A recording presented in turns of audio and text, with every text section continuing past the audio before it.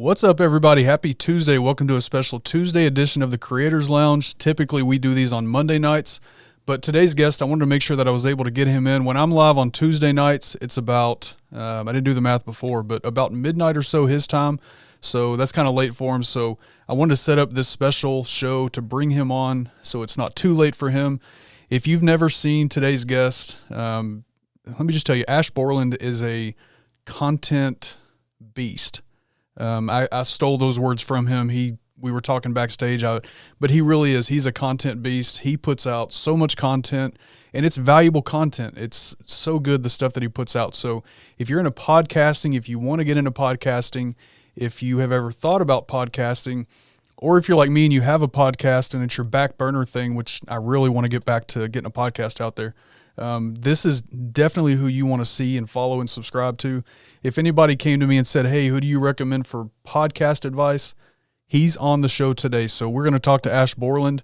Everybody in the chat, thank you guys so much for being here. I've seen a lot of you in here. Of course, we have Mrs. Coach, my biggest supporter. She is always here.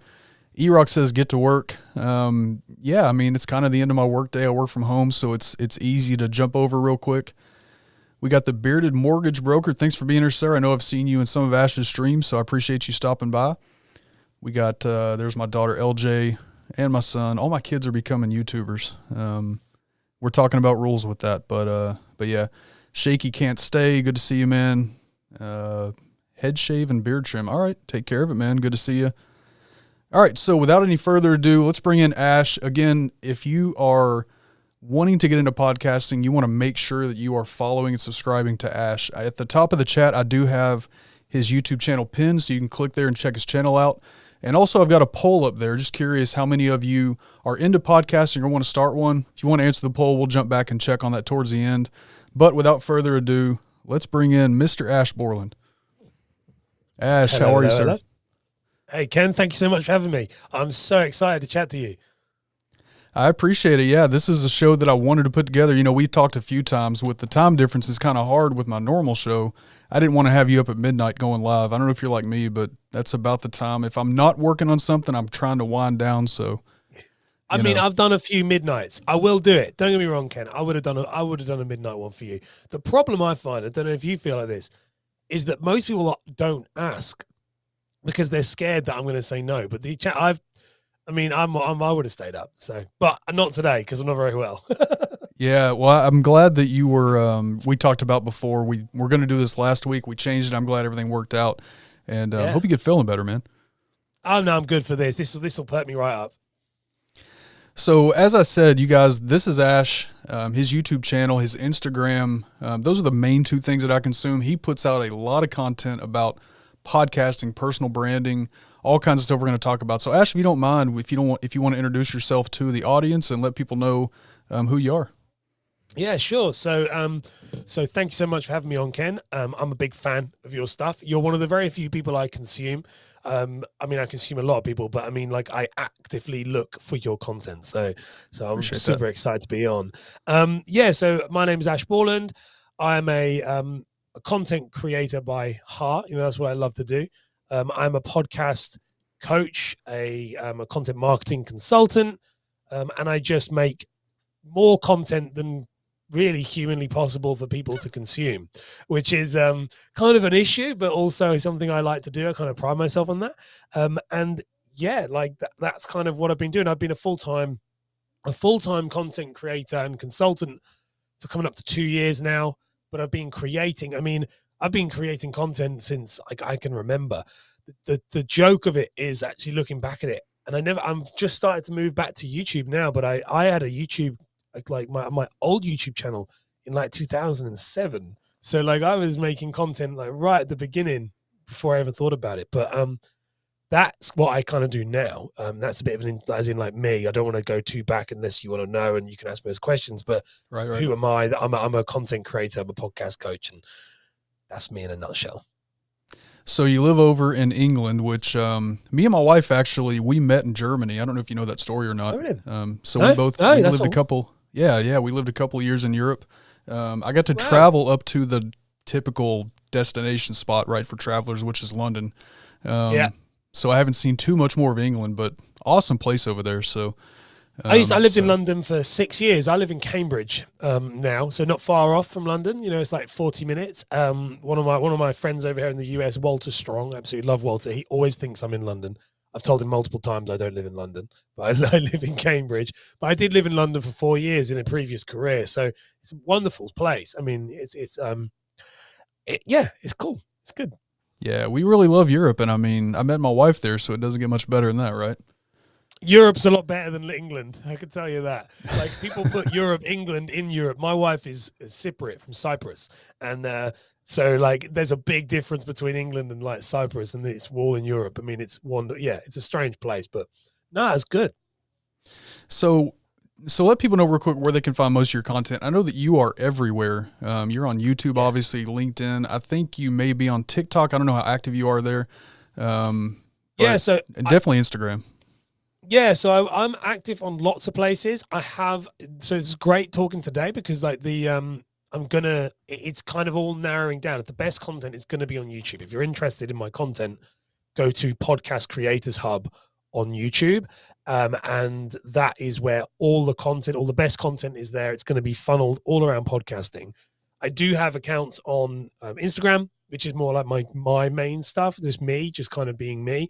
I do have a TikTok account again, which is again at Ash Borland, which I grew very quick. It's got about 17,500 people on there at the moment, Nice. but it's pretty dormant now, if I'm honest with you, because of kind of understanding how to just consolidate. But the best place, if you guys are looking to find my content, the best place is going to be YouTube, because YouTube feeds off into everything else. Yeah, let's talk about that just for a second because I know your outlook on this. You and I are kind of the same on this, right? Everywhere that I create content, if I put content on TikTok or Instagram, I'm trying to drive everybody to YouTube. YouTube is my central spot. This is where I live. And so my view is everything that I do outside of YouTube is done in an effort to drive people. And I'm spilling stuff. Sorry. And that's always my biggest piece of advice to creators is drive people using the platforms to the platform that you want to be most known for. So is that kind of your view? I think it is. Yeah, 100%. I mean, so yeah, I think like I spent this last year, I've been interviewing some of the best YouTubers, I believe anyway, in the education space. I've been blessed enough to get to know them. And it was like a scratching on the back of my brain, you know, of like going, why am I not doing YouTube? Because at the time I was not really doing it. I mean, I've only really been doing YouTube again properly for about 3 months. So it was a real scratching because, as you said, the more and more I interviewed these people, the more and more I realized, well, YouTube is the place to be. It's a search engine. It will make you work harder. If it will work harder for you, sorry. And so, that's where like going into 2022 and I've spent the last couple of months kind of reforming what I've done, and I'm sure we're going to break that down in this show, what it is and what my thoughts are and stuff. But it was this idea of create one place that your content works for you, lives for you. It's a hub of everything, which is why I called it the Podcast Creators Hub, and then everything else feeds off from that. And I think sometimes people can get caught up. If not, they can get caught up on this social media wheel, which I've built a business there, but it is relentless and it is like a treadmill that you're never going to get off. Right. So YouTube, in my opinion, create all your content for that. That's my opinion for my approach, is create all my content onto YouTube and then repurpose it outwards. And YouTube is making life so much easier for us now because you've got like shorts, you've got live streaming, you've got normal search-based content. There's no time restrictions. So you can really make all your content from any social platform and have it on YouTube. I mean, it makes complete sense in my opinion. Yeah, you can, and it shows in the way you do your content. So you do a lot of long form content of, tall, whatever people want to call it, content that's made for phone screens, right? You do a lot of that on Instagram, especially, and then, again, it points everybody back to YouTube. So you've been able, from what I can tell, to take that long form content and really turn that into something that helps drive back to your channel in a good way. Hugely. Yeah. Yeah, so I use YouTube Shorts. Sorry, I keep butting into you. I think there's a slight delay. I do apologize. You're good, man. I use YouTube Shorts. So you were talking about TikTok before. And saying about that. So I had success on TikTok. This is where it came from. So this is like this kind of.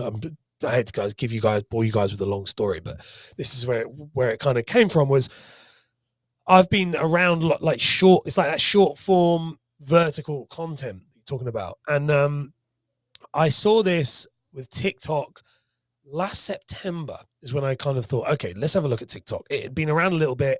And I just kind of I invested in a good coach. There's a great guy called the Ginger Marketer, and he's a good friend of mine called Josh Moore, and he was on my podcast. And I was like, do you know what? Put my money where my mouth is. Let's go and hire the best guy in the world to teach me how to use vertical content, because no one knows how to use it. And we pretty much grew my like TikTok from like 0 to 17,000 like 6 weeks. It was really quick. Right. And I learned all of the principles in there, and I was thinking, okay, this is cool. But then I didn't see the point in it. Like we said before about the growing of if it didn't funnel into something I needed, and being a digital marketing guy, I was like, well, this is kind of a waste of time. But still, I've understood it, so now I can talk about it. And then YouTube brought YouTube Shorts out, and to me, that was the first time where I was like, this is a game changer. But I was, because this idea of YouTube Shorts meant that this content that everyone had been making on all these other platforms, but they couldn't find a way to make it work on YouTube. All of a sudden, YouTube were opening the floodgates and saying, yes, we want it. And it was really interesting, because it's that being fearful when others are greedy, and greedy when others are fearful. And all the YouTubers who have been on my show, and they're like kind of friends, I'd say, we're not friends, but we know each other. They were terrified of these YouTube Shorts, because they didn't really know, because it's not what they've said. Search-based content, long-form content. This thing was coming in. It's like the cat amongst the pigeons. All of a sudden, something's come along. They're scared of it. They don't know how to make it work. And I was sitting there thinking, wow, that thousands and thousands of pounds I spent on that coach that felt like an absolute waste of money, all of a sudden were not, because all of a sudden it's this. So I went in on YouTube Shorts and started uploading 5 YouTube Shorts a day onto YouTube. Not anymore. I slowed that down, but that grew my channel from practically 0. In like 3 and a bit months, I'm at just under 1,000 subscribers. I saw and there's that. long form content as well, but like most of that was coming from and the watch time was going up. And what people didn't realize as well with YouTube Shorts was 49%. And I was chatting with Rob Balasabas from formerly TubeBuddy. When he was at TubeBuddy, I was chatting with Rob about this, giving him some info on my type of data, because he was saying, well, you're the only one who's really doing it. And I was like, yeah, but like 49% of my views were coming from search, even though they were through Shorts. And I was like, wow, this is a game changer. So it's a massive pillar of what I think what content creators should be doing now is, if you are not using it in your strategy, this vertical short form content, you are missing out on such a massive trick of awareness. And the way that I was talking to a client about it in my podcast episode I put out last Tuesday, was think of like this Marvel, like the Marvel Cinematic Universe. You want to create your content like this cinematic universe. You want this idea that if I absolutely love, I love your content, Ken, I like that. So like, I love this idea of I'm going to sit on here and watch this hour and a half live stream. We're going to chat, but I don't have an hour and a half if I'm walking around, or an hour to chat when I'm like on my phone. So I want to make sure that I'm also going to catch those people when they're in, and you want to make sure in this cinematic universe kind of world of like, you want to make sure that you're catching them when they're in a different mindset, so that you're the person serving them everything. You're serving them the search content, the long form content, the short content, everything is being served to them. And this is that Marvel Cinematic Universe, the Star Wars universe. Right. Brands don't want you to be anywhere else other than with them. And this is the approach that I think, and by the way, this is where podcasting comes in, because podcasting is another element to that.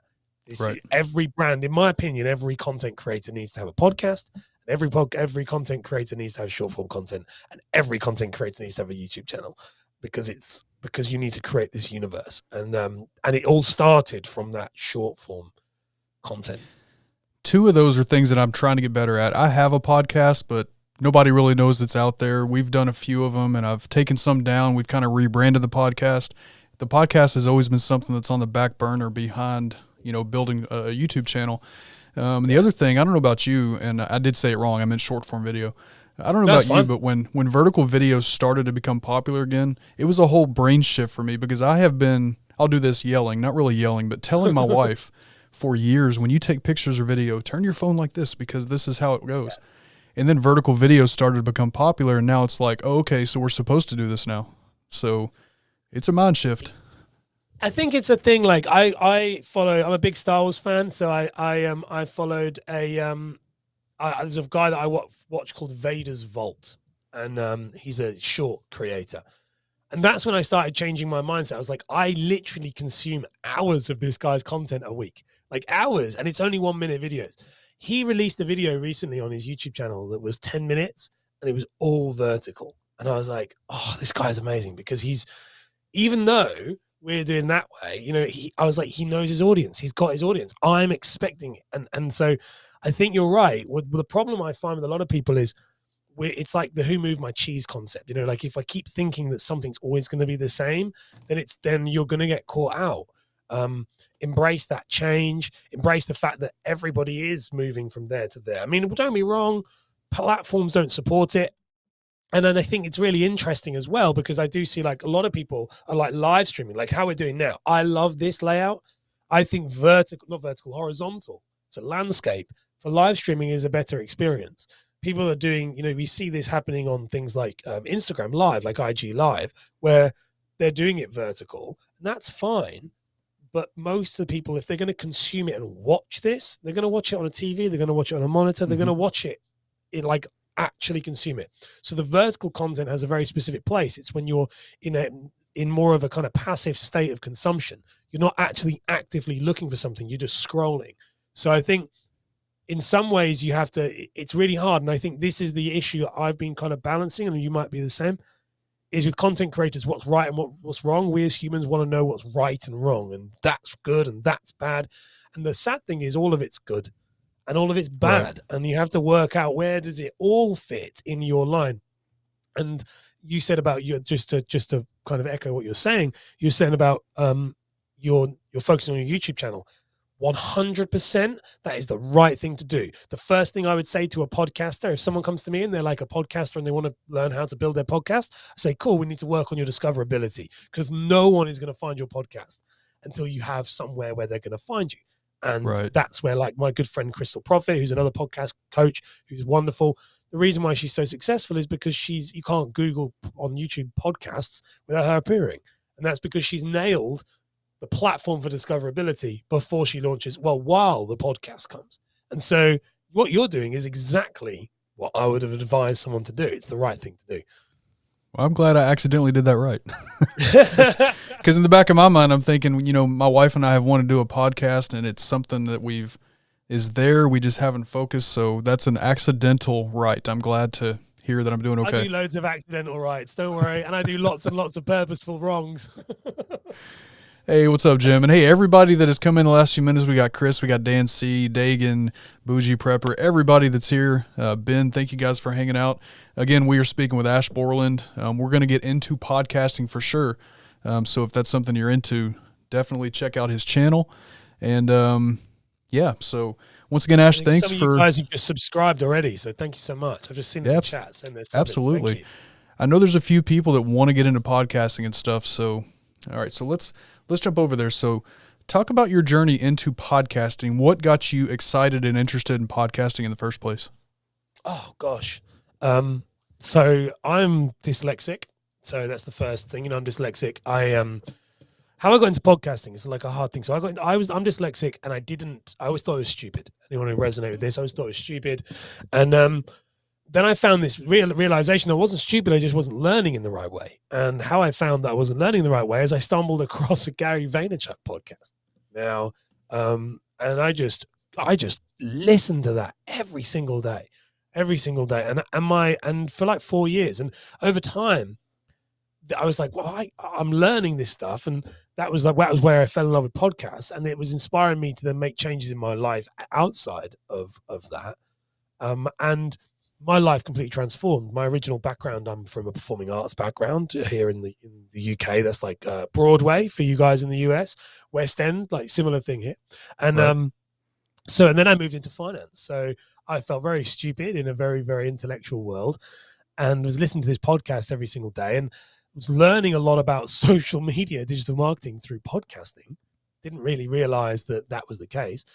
And then started to listen to audio books about my task, my stuff I was doing at work, which was finance. And that point, then it was really weird, because then when as time went on, very similar to what you were saying to me off air about like how people started to approach you and say, well, how are you doing this? It started to, I moved that careers, and it just became this idea of like, well, I wanted to create a podcast because it changed my life. You know, podcasting over like drip feeding. The way I could describe it was like I was in a job.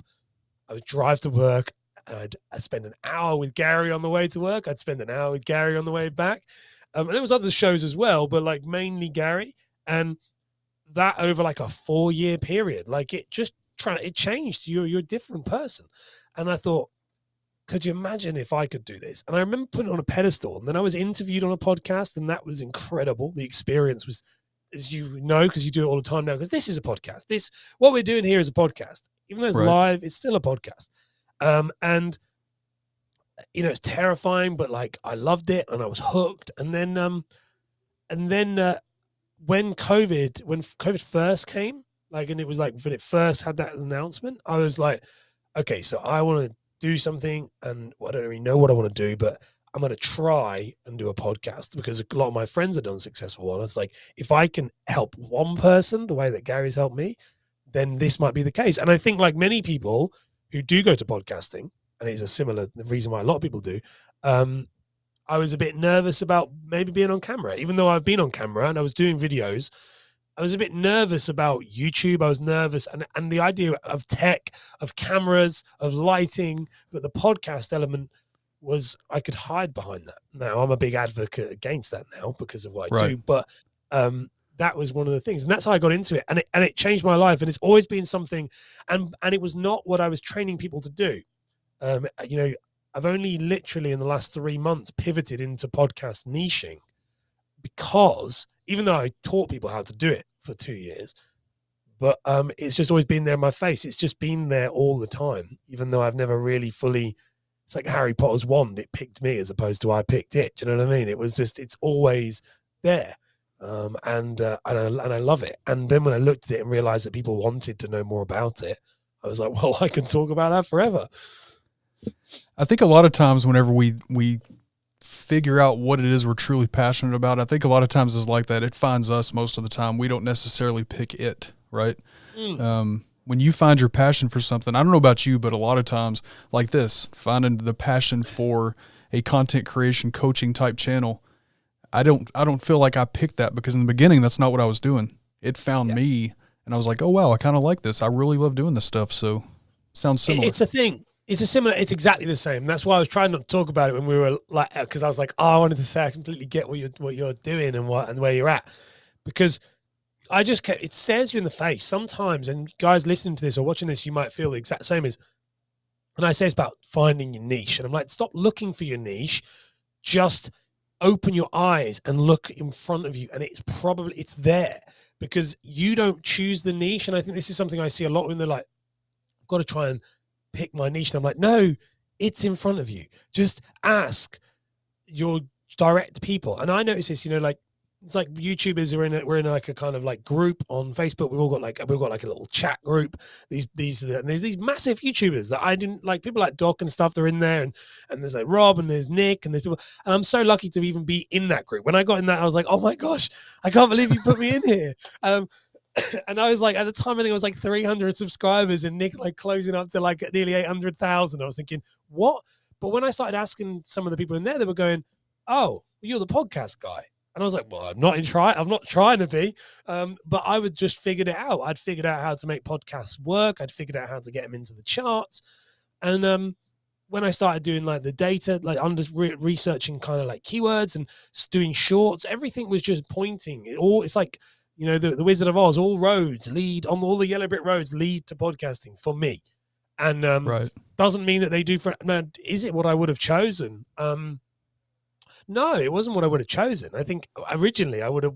I don't know. I wanted to be a personal. Well, I wanted to be a personal branding guy, which changed as time went on. And but like I think when you fully lean into what, and this is something that's been a real shift, is lean into what the world wants from you, what the universe is asking from you. That's what you can give, as opposed to trying to crowbar in what you think you can give. And that's been a real shift in my perspective over the last maybe 6 months. And that's been from meeting big creators. And you'll probably have the same thing, Ken, as you're interviewing people like Heather and stuff like that. Is like when you meet people and think, I am thinking way too small to what I actually thought. You know, I'm thinking this is great. And I'm like, this is not the case. This is way smaller. This could be so much bigger. And so, yeah, that's kind of how I got into podcasting. That's awesome. So you are also full-time. You do this full-time. You have your own podcast among the creation and coaching stuff that you're doing for podcasting. So I know there's a few people in the chat, and I've got the dream also, that want to do this full-time. We don't have to spend a lot of time on this, but as far as doing podcasting, I know, I don't remember the numbers, but I remember you posted a couple of weeks ago about your podcast really doing really well on the charts. So how did you kind of journey into the whole full-time part of content creation? Yeah, so I had a funny with the full-time, and Ken, I'm happy to talk about whatever you want to talk about. Like, so don't worry about spending much time as we want. You've got me till I fall asleep and until you need to go, but it's whatever you want. I'm cool. There's no time limits. But like, and I'm happy to unpack anything you want to know. But like, so yeah, for me with the full-time thing, this is a funny thing because I think you were in one of my live streams and we were talking about this through the chat. Was I had a mortgage business, and that was the first thing. But I built that mortgage business by making content. So that was the first thing to kind of give people perspective, because my story, when I tell people how long it took me to go full time, everyone's like, "What?" And I'm like, "Yeah," but then I have to remember that I was also making content and built an audience. Like the bearded mortgage broker who's been in here, like you said before, like I had built a community and an audience before I moved. Very similar to you, the bearded community. You can see it, everyone's just beard. It's just everybody in the chat. So it's a similar thing. I set up on my own and I built a business out of as a mortgage advisor, talking about how to buy a house through content. I made a video every single day. So that was my full-time job, and then content was supporting it. When just before, I'm very similar to what you're doing now, but not even when COVID hit. I didn't know COVID was going to hit. I just was like, I'm going to go all in. I'm going to try this. People are coming to me. They're asking me to help them. I've got enough money to survive for a little bit.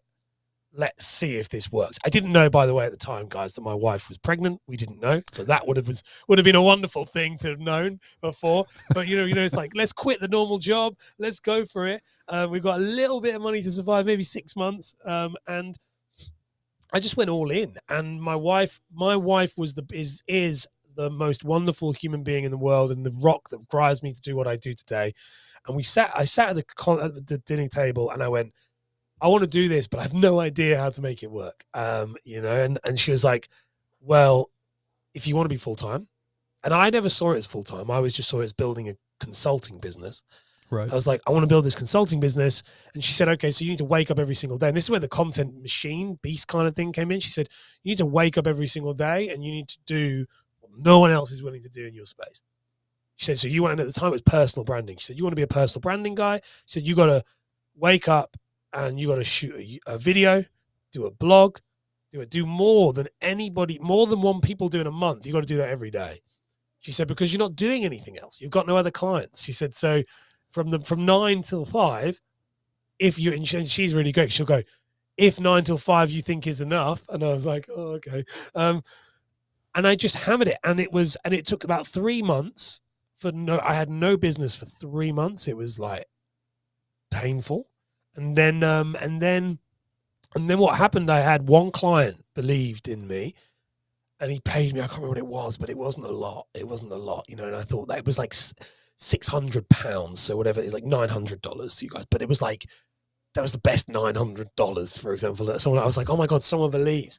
Absolutely. And then I worked. Do you know what I mean? I was like, yeah. And but it's been pretty good for me since, because what happened was this guy, we worked really hard, and he did a video and it went viral in the mortgage world, in the world I lived in. And it was one of those moments where it was like, okay, overnight I signed like 30 clients. And then so I pretty much went full time within the first 4 months. But I was full time anyway, but I hadn't seen it as full time. I just saw it as being having a job. And then the idea of being a full-time creator was the goal. And then after doing the podcast, I got into these kind of guys and met all these other creators, and they were going, well, they were talking about their full-time income and talking about, in those closed rooms, when I'm not talking about their income here, but they would chat about, so what do you do? How does it work? And I remember sitting in the room, digital room, and thinking, wait a minute, you guys are people I really look up to, and I'm making more money than you are, and I'm making more money than you are doing what you're doing. Is that a full-time content creator? Because I didn't know that was what it was. I was thinking, because I'd never known what it was. I was like, okay, so you're doing consulting, and they were like, well, I really want to sell big ticket courses. And like, well, I've got like a waiting list, and so then I realized, and I came out of that meeting, and again I spoke to Rob Balasabas, who's become a really good friend and close confidant, really. And I was like, I was literally like, I think I'm kind of full time already. I didn't really realize I'd reached it. And he was like, yeah, you're what you're doing. And we were both chatting. And it's the same thing. It's like, I think sometimes, and the reason, and the lesson for that story for people to listen to it is, what you think a full-time content creator is and what it actually is two very different things. It's still a business. I'm a big fan of Think Media and Sean Cannell, and they are not making, they're making their money from other stuff, but they're making their money from coaches, consulting. They're making their money as a business, not on YouTube or through their content. And that was a powerful thing. So realistically, it was pretty quick, about 6 months. Now, I'll be really open with you guys, being in the podcast charts and stuff didn't have any impact on any of the amount of money I made. Neither did I didn't have any real big YouTube channel. People bought the stuff, and you can get full-time. And I think the thing with full-time, if you're trying to get full-time, you said something to me off air, which I really loved, about how you're working on your channel to make sure that your channel has all the right things in place before you move to the next step. Right. That's the smart way. People and I was watching a podcast from Sean literally before this. They were saying like, the money-making activities are very different to the content creator activities. So if you want to be full-time as a content creator, you have to focus on going after where the clients will be and where people will be and where people will buy. And then that is not on a podcast. That is not on a podcast. I mean, I'm going to shoot myself in the foot, but it's not. It's on StreamYard reviews, which is where I bought a Stream Deck and all of that stuff because you did the video on the Stream Deck. Like, that's the type of stuff you go after as content creators. It's on the coaching, it's on the consulting, it's on the audits, it's not on the AdSense or the affiliate yet. That's the 5-year, 10-year plan. So I think that's something, and that was something I learned pretty quick. And I don't think I learned it. I think I just knew it because I'd ran a business before and I'd also been a performer. I'd been a West End performer. So it was the same thing. I've been a West End performer, and I was also a fitness model. Not anymore. But like, I'm far from that. Oh yeah, don't worry. Like, I'm definitely not there. But like, so I understood the business of like, there's a difference between the business and the reality. Like there's the reality and then the concept, like the reality of it versus the kind of what people think. And so people think you're just on YouTube making videos, and I could see quite quick. I was like, well, they're not. They're selling courses and they're doing affiliates and they're doing consulting. And I think that's the best way. That's the best way to do it, is build out the business first. And it was really funny, Ken. Stop me if I'm rambling, by the way. No, you're good, but man. It's one of those where it was really funny because I couldn't get over how many creators, like I would interview big creators on this show, like in my mind, big creators, these guys are amazing. And these are the people I hugely looked up to and still look up to. I think they're wonderful people. But we'd get off the call and then they'd go, so what are you doing? And I talked them through it, and then they'd be like, oh, I wish I could do that. And I was like, what? Like, are you serious? So it's really weird. It's like done the other way around. I've built a business first, and then I'm moving into the content. And that's a much better way. If anyone wants to be a full-time content creator, build a thing that makes you money through that content, and then that's only going to then 10x when the needed a Grant Cardone comment then. No, they're like it's going to be huge. It's going to grow if you, if you then add the content to it, as opposed to thinking that you're going to make your six figures from your AdSense, because it's just not going to happen for a long time. Yeah, I love that you say that, because I think that's one thing that a lot of people think, that when you start a YouTube channel, it's like instant fame, instant money, instant success. And YouTube alone is not instant. YouTube alone, as far as money goes, not really. Even 10 years down the road, are you going to make that much, just if you're only looking at YouTube ad revenue? And there's people in the chat that's the worst thing ever. It's the worst thing. I've spent way more money on gear and stuff to build my channel than I've ever made. So, but I love doing it. That's not a bad thing. I like that. No, but one thing I just want to point on that, because I watched I do really like Sean Cannell's content. Completely unintentional. I think Sean's brilliant, but they're one of the few creators I see looking at it from a business point of view. And I think that they're an incredible, whether you like their content, don't like their content, sometimes it's quite basic depending on what level you're at. I like to watch them to see what they're doing, because they execute incredibly well. Yes. And what they do, they execute. They are the perfect model for a digital online business. Watch what they do and see how they do it, because they execute so well. And one thing I love about what I watched something that he said recently, which was like how he said, this is a business. So you said you invested more money in your gear than you've made. Yeah, but if you were going to start off as a business, in a brick and mortar business, it would cost more money. You'd have to start it. You'd have to pay. You'd have to invest. And he said something about, like, if you opened a coffee shop, you wouldn't argue that you got to pay $6,000 for the barista machine, whatever, the coffee machine. It's exactly the same as what you're doing. What you're doing here is an investment. And people don't see that. They're like, oh, no, I'll make it on my iPhone. I'm like, yeah, okay, cool. That's fine. You can make content with whatever you want. But there is something, and when Nick Nimmin came on my show, he said there's something about visual authority. If I'm going to pay you a lot of money to consult me as a content creator, and you're sat on your dining room table and you're speaking into your normal AirPods, there's nothing wrong with that. But if you want me to pay you $5,000-$6,000 to speak to you, now my current rate at the moment, I think when I'm doing this, is literally my current hourly rate is like $750 for the hour to speak to me. And no one's going to pay me $750 if I'm sat on my dining room table with a set of AirPods in my ear. So the gear has an impact on that. It massively has an impact on that. And that was something that bigger creators like Nick and that was saying. They were like, you can't do that. You have to invest in it. So yeah, sure. Jumping spending a couple of grand on some good gear, you might make that back on one client. Yeah. And really it comes down to the fact, when, as a individual content creator, and this is for anybody in the chat or anybody watching after, for an individual content creator, you first have to know if you want this to be a hobby or a business. If it's a hobby, people are going to watch your videos even with your iPhone. I mean, I filmed 100 plus videos on an iPhone, back in the day. But as long as you know, yeah, exactly. But as long as you know what your goals are, then you know which way to go from there. Do you buy all the equipment, or do you just go with what you have? So, yeah. Well, it's about what you do. The only reason I say that is, like, if you are and again, so yes, I don't want to say it's all about the gear, because it's not all about the gear at all, but it's all about what your gear is for what you represent. If I'm a podcasting consultant and coach, and the expense thing is more on content marketing for corporate companies, but if I've got to have, not got to, but it's visual authority of going, okay, I've got the Rodecaster Pro, I've got the stuff that you need to know that shows that I know what I'm talking about.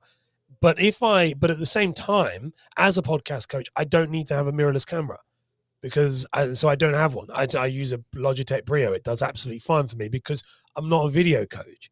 I'm not a YouTube coach. I don't need to have that. So sometimes it's about separating what is useful to your and is something that you need to have, as opposed to something that you want.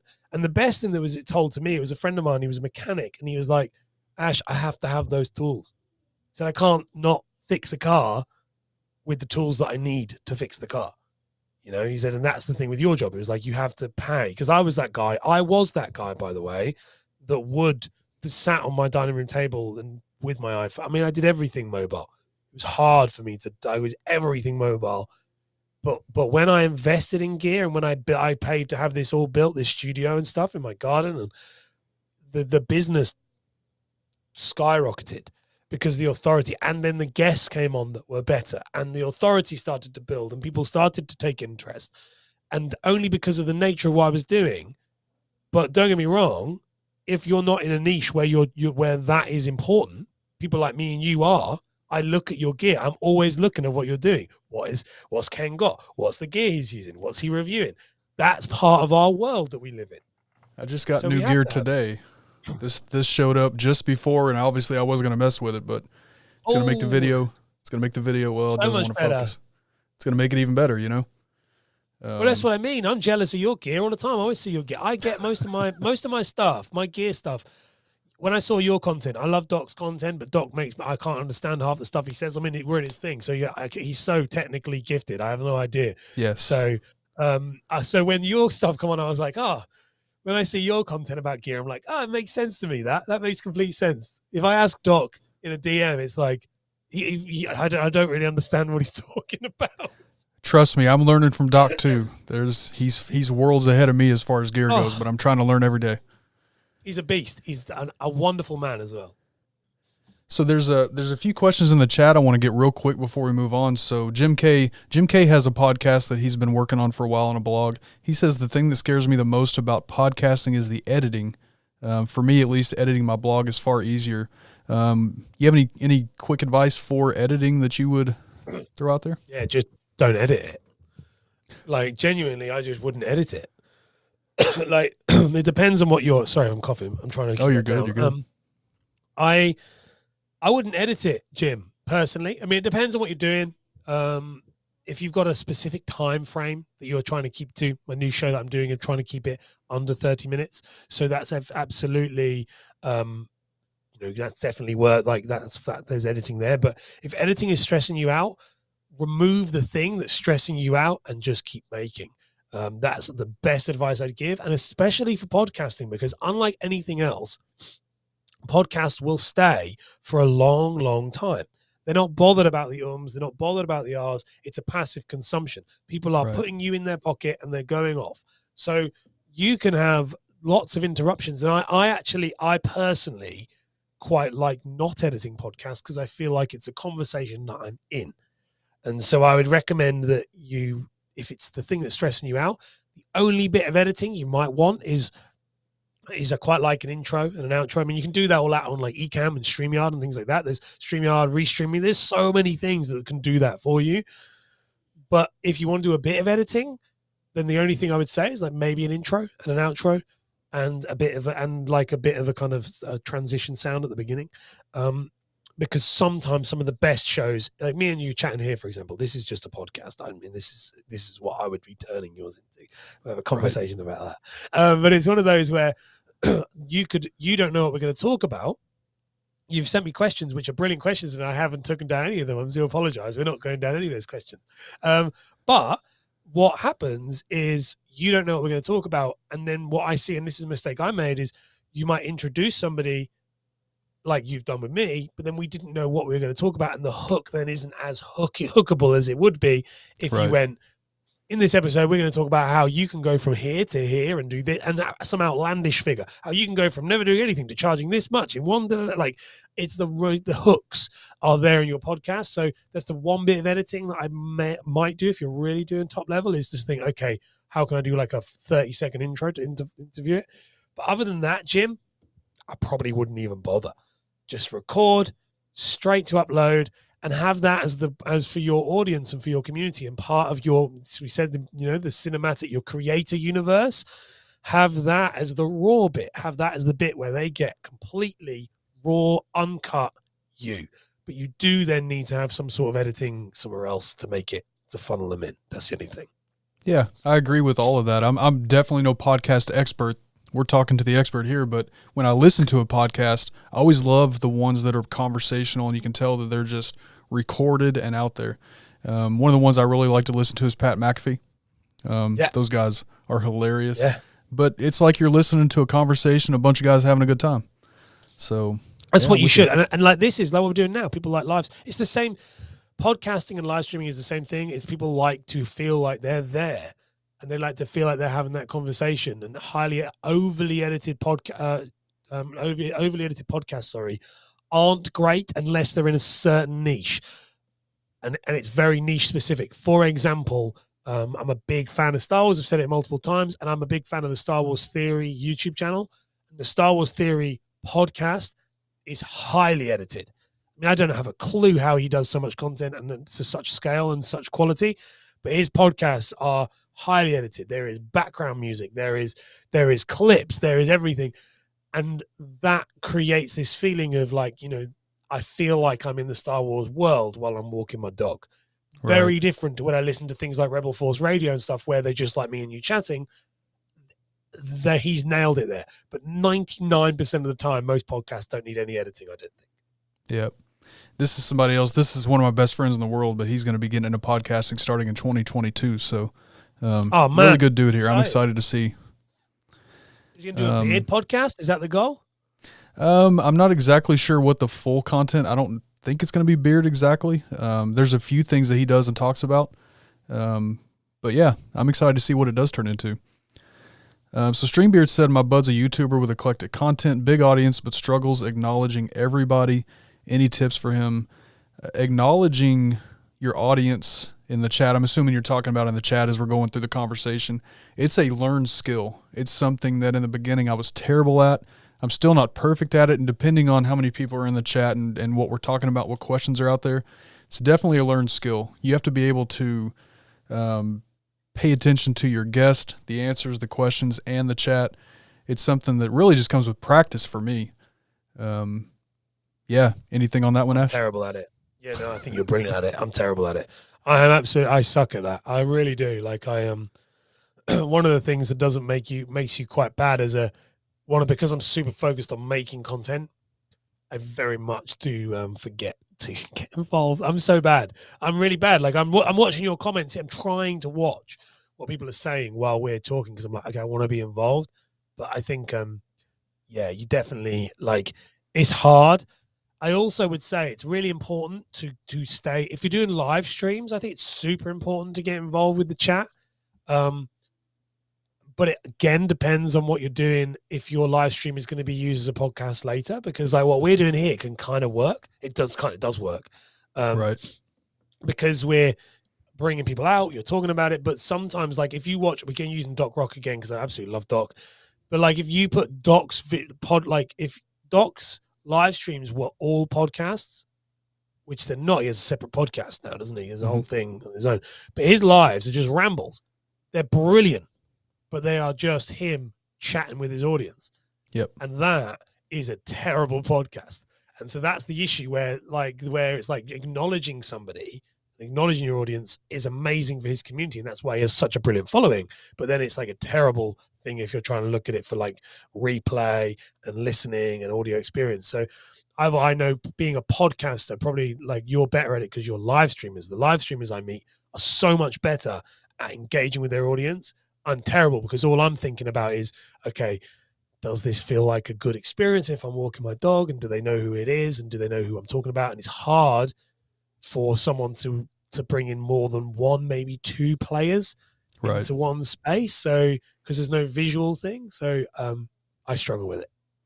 Yeah. And one more thing I would add to that, he says he has hundreds generally. I would also add into that, don't be afraid to miss comments. And when I say miss comments, differentiate in the chat between who's just, because I love seeing in the audience, I love seeing when the chat is having a conversation amongst themselves also. Be okay with, you don't have to put every comment on screen. Some things you don't have to respond to. And then, hopefully you build so that your audience knows that if you do miss it, if you're in the middle of chat, you'll come back to it or they can put the question back out there. One thing I always tell people, and I would say always, but I forgot to do it this time. If you have any questions that you definitely want to get answered, if you put a Q colon in front of it or the word question, that'll highlight it for me so that I'll know you definitely want that answered. And we're going to go into a Q&A session also just for a few minutes, but that's what I would say to that. I agree. Josh, quickly on your question, thinking of getting that $40 mic that I suggested. Do we need a soundproof room? For Josh, for where you're starting out, you're a brand new creator, I would say don't focus so much on too much soundproofing and equipment. If you grab that mic, I think that mic is going to work very well for you. My room is not soundproofed. I have sound. I've got foam panels and bass traps and stuff like that, but my room is by no means soundproof. I think it'll still work out well for you. It is. It absolutely is. I'm gonna shoot you down there. Absolutely. You got so much gear behind you. Soundproofing, for people to understand this, like, because all this stuff here on the walls is soundproofing, but it's not. I mean, it's literally across everything. Right. But what you have behind you, all the hats, all of the memorabilia, all the pop, like, what makes the best sound is just clutter, stuff. Mm-hmm. Stuff that stops it. So you've got more stuff on your walls than I've got in here. So like when people go, I need all this soundproofing. No, you don't. Just go in most of your rooms are fine. Like what you have there, you do not need more soundproofing. And people who are listening to that, they don't need it. Like I only have soundproofing in here because I'm a minimalist. You all don't know, but I'm a minimalist, so I don't have anything. So there's nothing in here. It's just gear and lights. So I have to have soundproofing, otherwise there's nothing in it. But like with someone like you, and like I don't know if Josh is the same. You don't need soundproofing. Well, what I mean by that, I've got foam panels in front of me. I've got bass traps in the corners to help absorb some waves on this side. Yeah. And yeah, the way that my studio setup is definitely intentional for sound and for look. But I don't have like the insulated walls and the foam, inside the doors and all that kind of stuff. That's only for look, as you've just said before. The ones in front and the side are the ones that actually make any difference for me right now. Right. But the ones on the back are just purely for look. Which looks phenomenal, by the way. Thank you. They're good. I've always loved the way your studio looks with the way you set your panels up. I think that your videos, one thing that really makes a lot of your content is that look behind you. It just looks professional, like you're coming from a world-class DJ, radio station. That's what one of my clients said to me. He said, I could see you on TV doing an interview, like if someone brings someone on to talk about a professional. And I was like, well, I'm just in the room's tiny. It's like 4 meters by 4 meters, 2 meters by 2, not 4. It is 2 meters by 2 meters. Like literally I can touch both walls with my arms. You don't need a big space. You don't want a big space really as a content creator. And it has no windows, which is wonderful for vitamin D deficiency. But other than that, it's absolutely fine. Yeah. I mean, so this is my office also. So this is all, I turn around here and I'm at work. So I just repurpose the whole space for both. Don't tell the IRS that. And John, yeah, he's live right. on the internet. Right. I have zero soundproofing, just having the right mic for your environment. Absolutely. Yep. Clutter helps. Yeah, for sure. And quickly, Josh, is it best to stream on your phone or computer? Again, with you getting started, man, stream on what you have. Learn how to stream, how to be on camera, and then build from there. Whatever you've got right now, work with that, figure out your stream and who you are as a content creator, and then build from there. You'll start to figure out what really is going to work for you. So technically speaking, though, from a computer is easier, but don't let that be the reason why. Work with what you have, to get started. That's interesting, your take on that, because I was chatting to my wife about content from a phone to a computer. And as someone who started on a phone, and I was purely mobile for many years, it is so much easier on a mobile. I now I don't create on a mobile really at all. I'm all on desktop. Right. But the problem with desktop is and I said this to my wife because she's just got into making YouTube content. And she said, what do you think? And I said, stay on the phone as long as on the phone and iPad as long as you can. I was like, because the problem, and I don't know if you feel this, when you start going on the computer, things get a hell of a lot more technical. They become a lot more problems. And, there's a lot of apps out there, like video editing apps that do everything. Like they have all the sound effects, all of the music, all of the text, all of the animations. And she was like, well, could I do this on the computer? I was like, yeah, but you need 5 bits of supporting software. You need 3 different subscriptions. And that's when I was looking, I was like, wow, this is a lot harder. It's a better quality on a desktop. But I think I would have given up looking back at it now. I probably would have given up if I'd done it from a desktop straight away. I mean, it's just way too overwhelming and costly. Yeah. So Josh is like I said, he's a new creator. I think if I'm not mistaken, he has maybe 5 or 6 videos out there right now. He's brand new at creating content.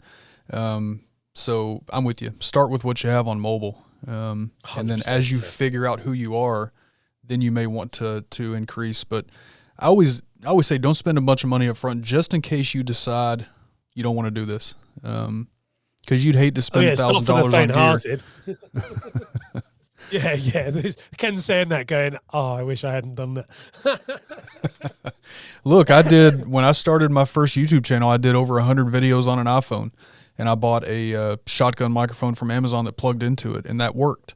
Now, are my videos better now with the actual camera and gear? Absolutely, but that did not make my content from that time any less valuable. My mortgage business that I built a brand, I built a personal brand in the mortgage industry, and then set up my entire firm and gave leads away to people. All of that was done from an iPhone 6S. The battery was so bad that I could record a video and then it would have to plug it back in because the battery was done. And it was propped up against a coffee mug. Like, that is like, I had nothing. I didn't have any microphone. I didn't have anything. You don't need it.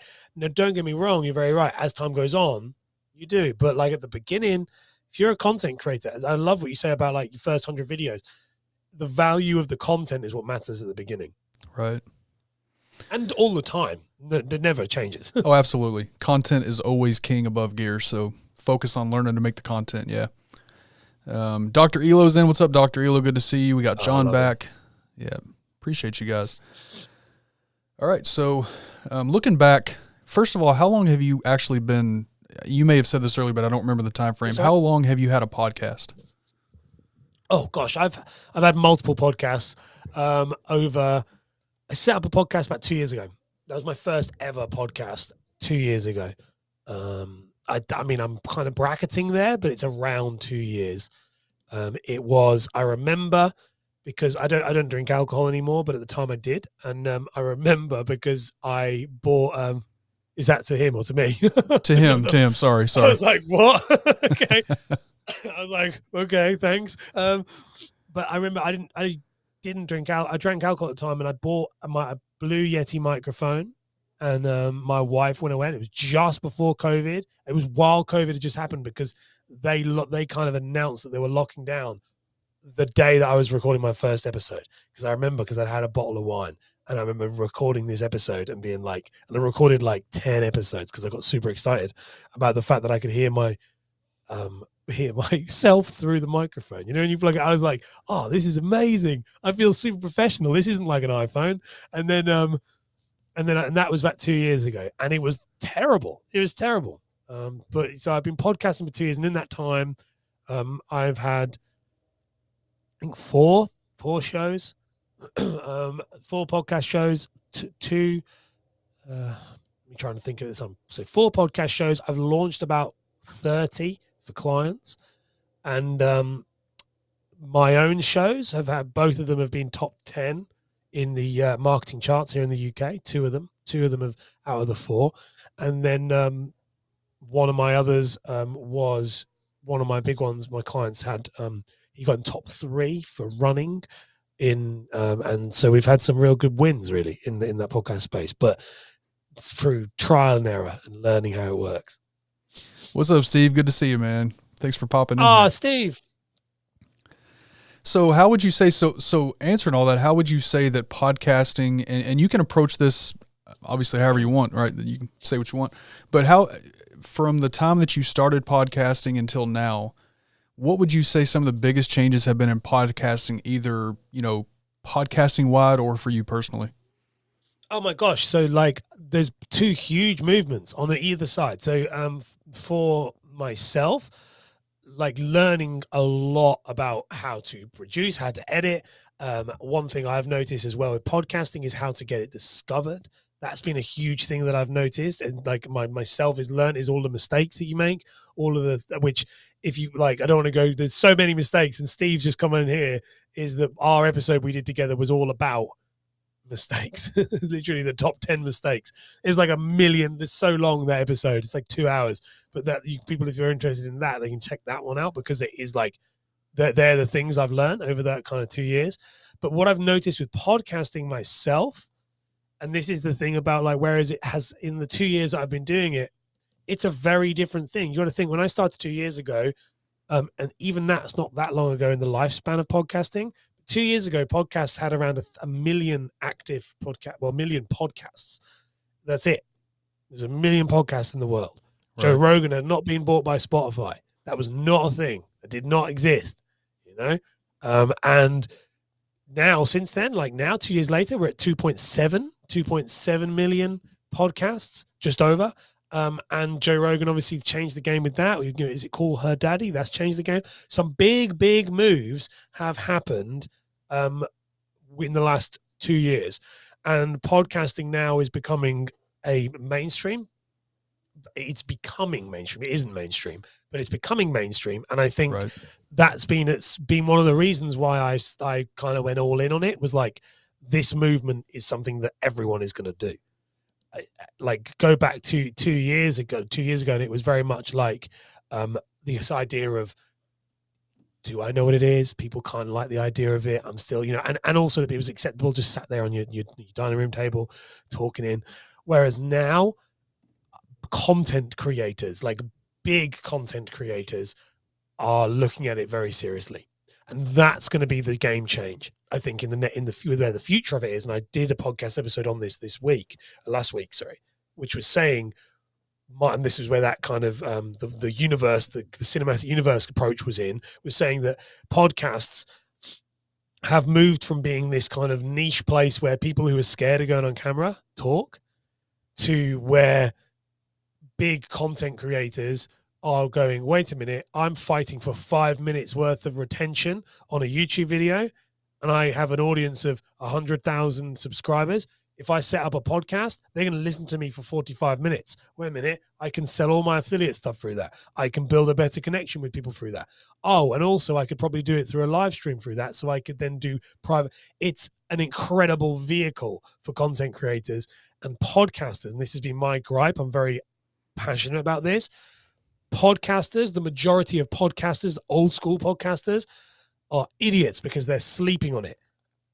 They are not. They're going to be the wave of the tsunami of brilliant content creators who understand discoverability are going to sweep them away in the next year to 5 years. The next 2 to 5 years we will see the whole landscape change, and you're going to see everybody moaning, going, oh, it's not fair. It wasn't how it used to be. And it's like, well, tough, because now big creators are going to go, oh, I'll need to bring that into my universe. And that's why I'm doubling down on it, because I'm like, well, people need a resource to learn how to do it. I'm not going to lie. I don't know exactly when it was that you started seeing more, maybe a year and a half ago. You can probably correct me on this because I don't know exactly, but you started seeing people do more video podcasting, right? They would go live on YouTube like you do, and they would make their podcast that way. When I first saw that, I was like, what are they doing? This isn't a traditional podcast. I'm a really traditional guy, right? So when something is the way it is, that's the way that I think it is. But when I started seeing that, I was like, well, this is not how podcasting works. But now, like you just said, it's a huge thing, the way that people are changing what podcasts look like. And you're doing it yourself. You do a great job of it. Steve, I agree. If you haven't listened to Ash's content, you're missing greatness in the making. He's the truth, 100%. That's why when I introduced Ash, I said, if you want to do podcasting, this is the number one person I would point you to, for sure. That's the goal. My goal is to, like, with opening with that, is that podcasting it's a really interesting space. Steve's in the space with me, is naturally people are scared of it, as in scared of people in podcasting are scared of being on camera. And I was like, well, wait a minute. I can help these people, because I'm not. But I think you're very right. Barstool Sports is, to be honest, one of the biggest factors in the growth of podcasting. And they really are. And you're spot on, mate, about what you said about how it's changed. It was this video podcast element. And I don't think people really realized what they were doing at the time. But like things like Ecamm and other streaming software, they came in as streaming things. And this is really interesting for me as a content creator and as a podcaster. I say this all the time, like, and I've said this to you, Ken, like, what we're doing here is a podcast. And people go, no, it's a live stream. And I'm like, no, it's a podcast. It's the theme is a podcast. But I think what's happened with podcasting is it used to be an audio only RSS feed. You have to go through that. Podcasting now is very similar to, it's just a style. It's like vlogging. It's like talking heads. It's like explainer videos. Some people just decide to communicate through a podcast. style. And that's what we're doing. It's 2 conversations or solo podcasts. It's conversational. And just because, like this, it doesn't go on to an RSS feed, doesn't make it any less a podcast. I would watch this and go, it's a podcast I like. And I think that's the shift that people haven't realized. And this is what content creators have gone, oh. And I think that pioneers, and this is something that I've been approached with some sponsorship deals by people in the podcast space. And I've actually turned a few down, and I'm not going to say who they are and what it is, because obviously we might get resurrected, but it's one of those where, like, I never know. It probably won't, but I mean, like, I'm not trying to, but you never know. So I never mention the brand. But the reality is, I think streaming software like what we're currently on, like Ecamm, that is the future of podcasting. Not these things where they're audio only and we're going to get a great audio experience. Where the future of podcasting is we need video, we need the stream. I think live streaming, it's very powerful. It's changed. The game has changed. And my prediction for it is that you need super long and super short. This is your feature length, and your short vertical content is your trailers. And that's how you hook them in. Discoverability and then nurturing your audience. Both have 2 different things. The problem I do see, sorry, I'm going on a soapbox here. So you are good, man. No, I love it. The problem I see a lot of podcasters make, and you guys, we're streaming to the Ecamm community, aren't we? Like, we're in the Ecamm thing, I think. Is that right? Are we in the Ecamm community? We're streaming through Ecamm, yeah. Yeah. But there's those people. So, like, the thing that I see a lot of people make is the mistake is that they're making tons of long form content and not doing a single bit of short form content to try and find it. And no one is going to find it. I'm one of those. Like, you are, Ken. You 100% are. But that's not a bad thing, man. But it is a bad thing. But it's just you're doing the right thing. But like lots of people do it. Steve is in here. Steve does that. I've told him a few times, and he's done a couple of shorts. I go on people's channels, and I'm like, this is gold. This is gold. But no one's going to see it because no one's going to look. And I learned this from Loria from Live Streaming Pros. She came on the show, and I was chatting to her, and she literally said, you're one of the very few people, Ash, who would have found me for a long-form piece of content because you're accustomed to watching it. But nearly everybody else will not do that. They're going to come through my short 3-minute videos, and then they come to the live. Right. And I was like, you're so right. And that's why some of you guys might think, well, why is it not growing? And that's where I see the biggest mistake. And that's where this tsunami that I talk about is going to come, because TikTokers and, and YouTubers, once they realize that they can do a podcast, and the joke of podcasting is it's the easiest way of making content. It's the easiest thing. You don't have to edit it. You can jump onto, software like Ecamm makes life the most ridiculously easiest thing you could possibly do. You don't even need to pay. You don't have to go to Buzzsprout. You can go to Anchor. It's so easy to make a successful podcast now that I think what's going to happen is the people who are doing long form without touching into that short form, and they're going, it's not for me. And people and educators are saying, do what makes you happy. Don't worry. If you don't like that short form, don't do it. No. If you don't like it, find a way to make it work so that you can just tick the box twice a week, 3 times a week, just so you know that you're increasing your chance of discoverability, because otherwise you're never going to get any viewers or listeners on that show. That's my sorry, I'm just getting off on one now. No, it's great advice. And I raised my hand because that's something I need to get better at too, is short form content. And you're right, Ecamm does make it easy because Ecamm and StreamYard does this too, where it saves a recording at the end, I think, depending on what level you pay for. But when I'm done with this live stream, when we're done, we exit and you go to bed and I go have dinner. This is automatically saving a file to my computer that I can then bring into an editor or to, whatever, GarageBand, whatever I want to use. Makes it easy to already have it ready there to do something with. Well, that was so StreamYard, I'm on the Pro plan for StreamYard, I told you before, and I'm talking to StreamYard for something as well for that, because I use StreamYard because I'm not a Mac user.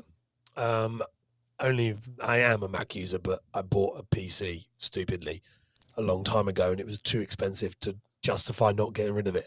Right. But it's like a very long story, but it's not a very interesting one. So I use StreamYard right now, and StreamYard professional plan. If you're only a podcaster, realistically, you do want their pro. Yep. No, I think it's the top one. Because it gives you 2 audio tracks. It records, it does everything you need. Like it does everything you need, and so does things like all of them do this. I'm not affiliated to any one of them. I don't care. Like I just go to the one that I know how to use. But I've done some work with Restream, and I love Ecamm. I think Ecamm from a visual. The thing I think that they're different. I think, and I know that a lot of people pair them, which I think is even better. Ecamm's not the same. It's its own thing. It's a better thing. But I know a lot of people pair like Rob pairs StreamYard with Ecamm using the whatever it is, the virtual cam, virtual so camera. that you can then so you can bring it through. Like the creativity and stuff on Ecamm is insanely good. And so if you're looking for a really good visual podcast, then this is great. You can use Zoom. That's free. So again, talk about that. That's completely free. I don't think people will watch it because it sucks. Like it looks terrible, but because you need those visual elements. But if you don't want to pay, then Zoom is fine. But it's all there. It's all at your fingertips. Yep. So Roger Sports Talk says, and this is, I think, a great question for you. With having a podcast, do you recommend to have a video version of it? I already know your answer to that. I follow multiple podcasts, and they drop the video version of the podcast the next day. So how do your video and your audio version of the podcast, how do those affect each other? Is there any effect, negative or positive? So on my new show that I launched, the video podcast, usually on my new show, it hasn't had much effect either way. Which is like brand new. Like I've got like one I launched literally like 2 days ago, for the new year, ready for 2022. So it hasn't really had much effect either way. From the visual to audio perspective, I would say that on my Content Creators Hub show, which is going on like the season's going to finish at the end of the year, that you're looking at like the video watches, I mean like 2 or 3, and there'd be like 0.01% of the actual views, of the actual listens, and the same with the mortgage one that I have. The mortgage one, the video goes up, it might be, again, I might get 40 views, 50 views on that, which is less than 1% of the actual full downloads of what the episodes would get. So it hasn't changed. But then the new one that I've done is very different, because the new one I've done by being massively inspired by Sean Cannell and what they're doing over there with the Think Media podcast. I think it's exceptional. Of this idea of a 30-minute educational, YouTube first, audio second, non-visual. So they're not teaching something visually, but they're talking it through. And that is my new approach on my channel. And it'd be interesting, my new podcast, it's going to be interesting to see how that one will play out, because already that's getting more views than it is getting downloads, because it's a new show. And the goal for that is to see, as the podcast channel rises, will that rise? Well, it will. But like, as the podcast channel rises, that's this idea of this kind of digital universe that I'm talking about, of like, okay, I want people to come through like what you're doing, find the content through the shorts, through the search, and then go, oh, I want to go over to here. So I'm actively not trying to promote that one. So it have a difference? They'll all differ, but it depends on where your audience is first. I can imagine that if you launch the podcast, you're going to get more views on your videos than you are on a podcast at the beginning. Oh, yeah. But over time, you'll probably find that they'll always end up being more on the audio eventually. Yeah, I agree. I've told creators that want to start a live stream that, live streaming itself, you kind of have to build somewhat of a following before you just start going out and live streaming, because it's hard to find, people need to know you exist before they come to your live stream. And then for the most part, if you look at creators on YouTube, only about 10% of your audience is really interested in live streams anyway. So, if you have 1,000 subscribers. I've stopped live streaming at the moment. It doesn't fit into my, it's not in the next, I mean, some people in the chat here who do know me, they might be like, oh no, because no one knows that. It's the first time I've announced it. But like, I remember, like, if I look at big channels, like I think it's a brilliant thing. I use live streaming software to record all my podcasts, but I think I'll probably actually stop using live streaming right now, because, as you said, it actually damages my channel. I lose people while I'm still trying to grow it. So It's like this thing of like, I think you need a core audience before who are going to show up. Like, so I always refer to like the live streaming king for me as Nick Nimmin. I love Nick's content.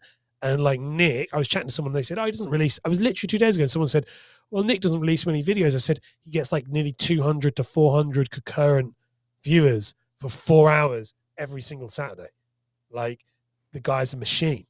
And because of that, his watch time quota is going to be met every time just from his live streams.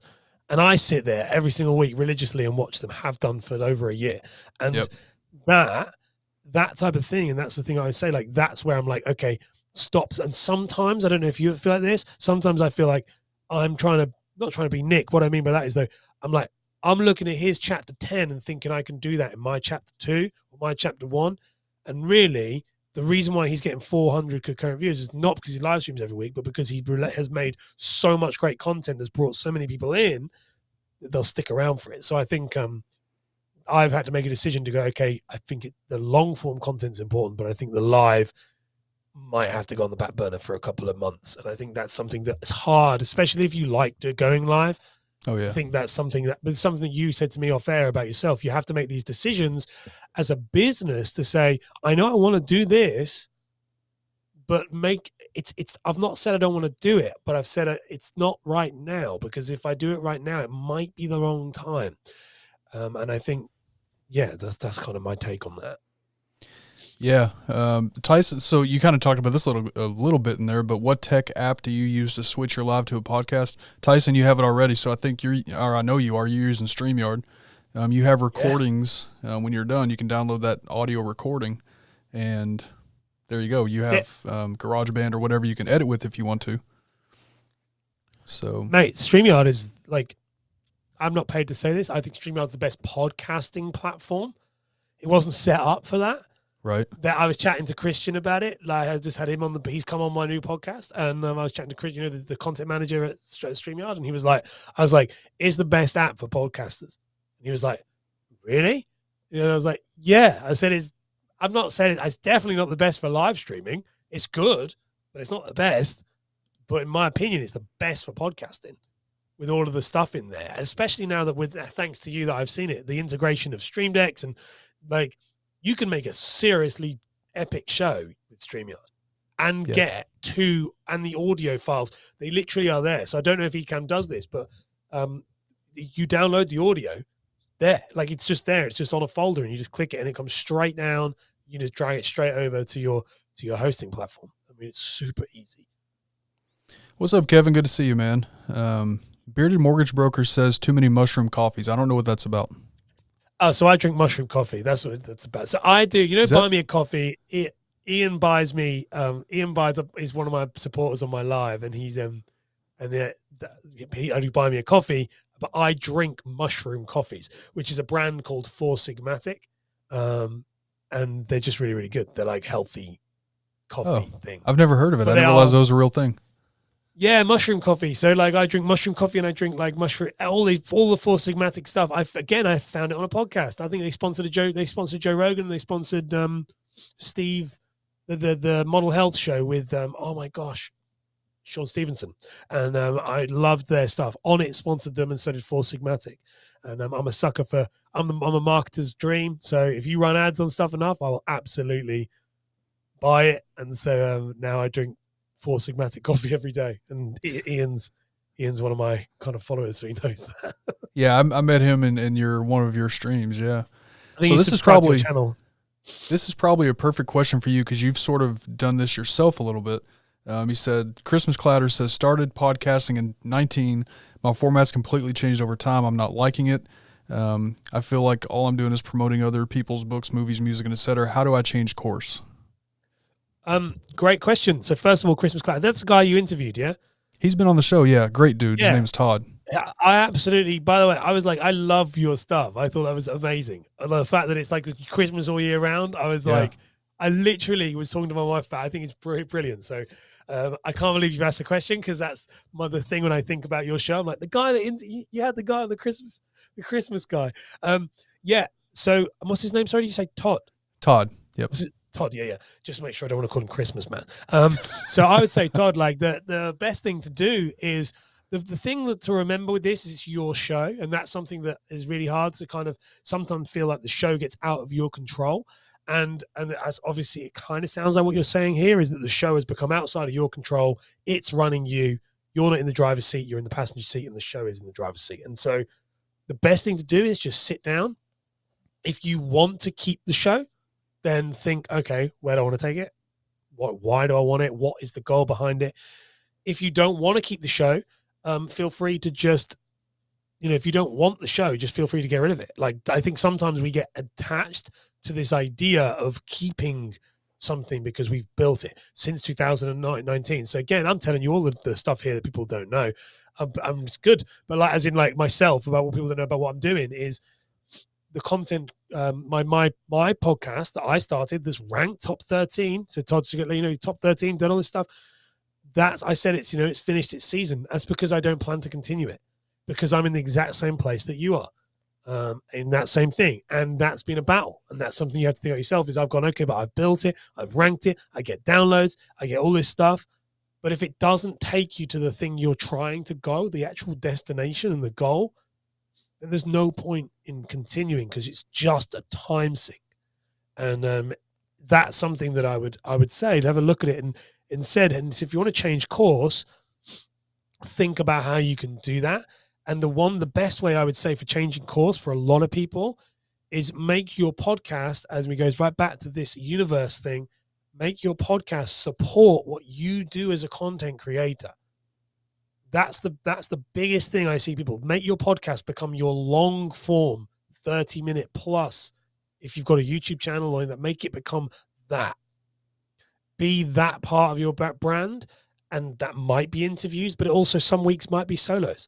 Some weeks it might be, it might be that you're reviewing a certain thing in the Christmas space around a certain spot, if that's the Christmas thing. Now, if it isn't and you want to do a different niche, then that's cool.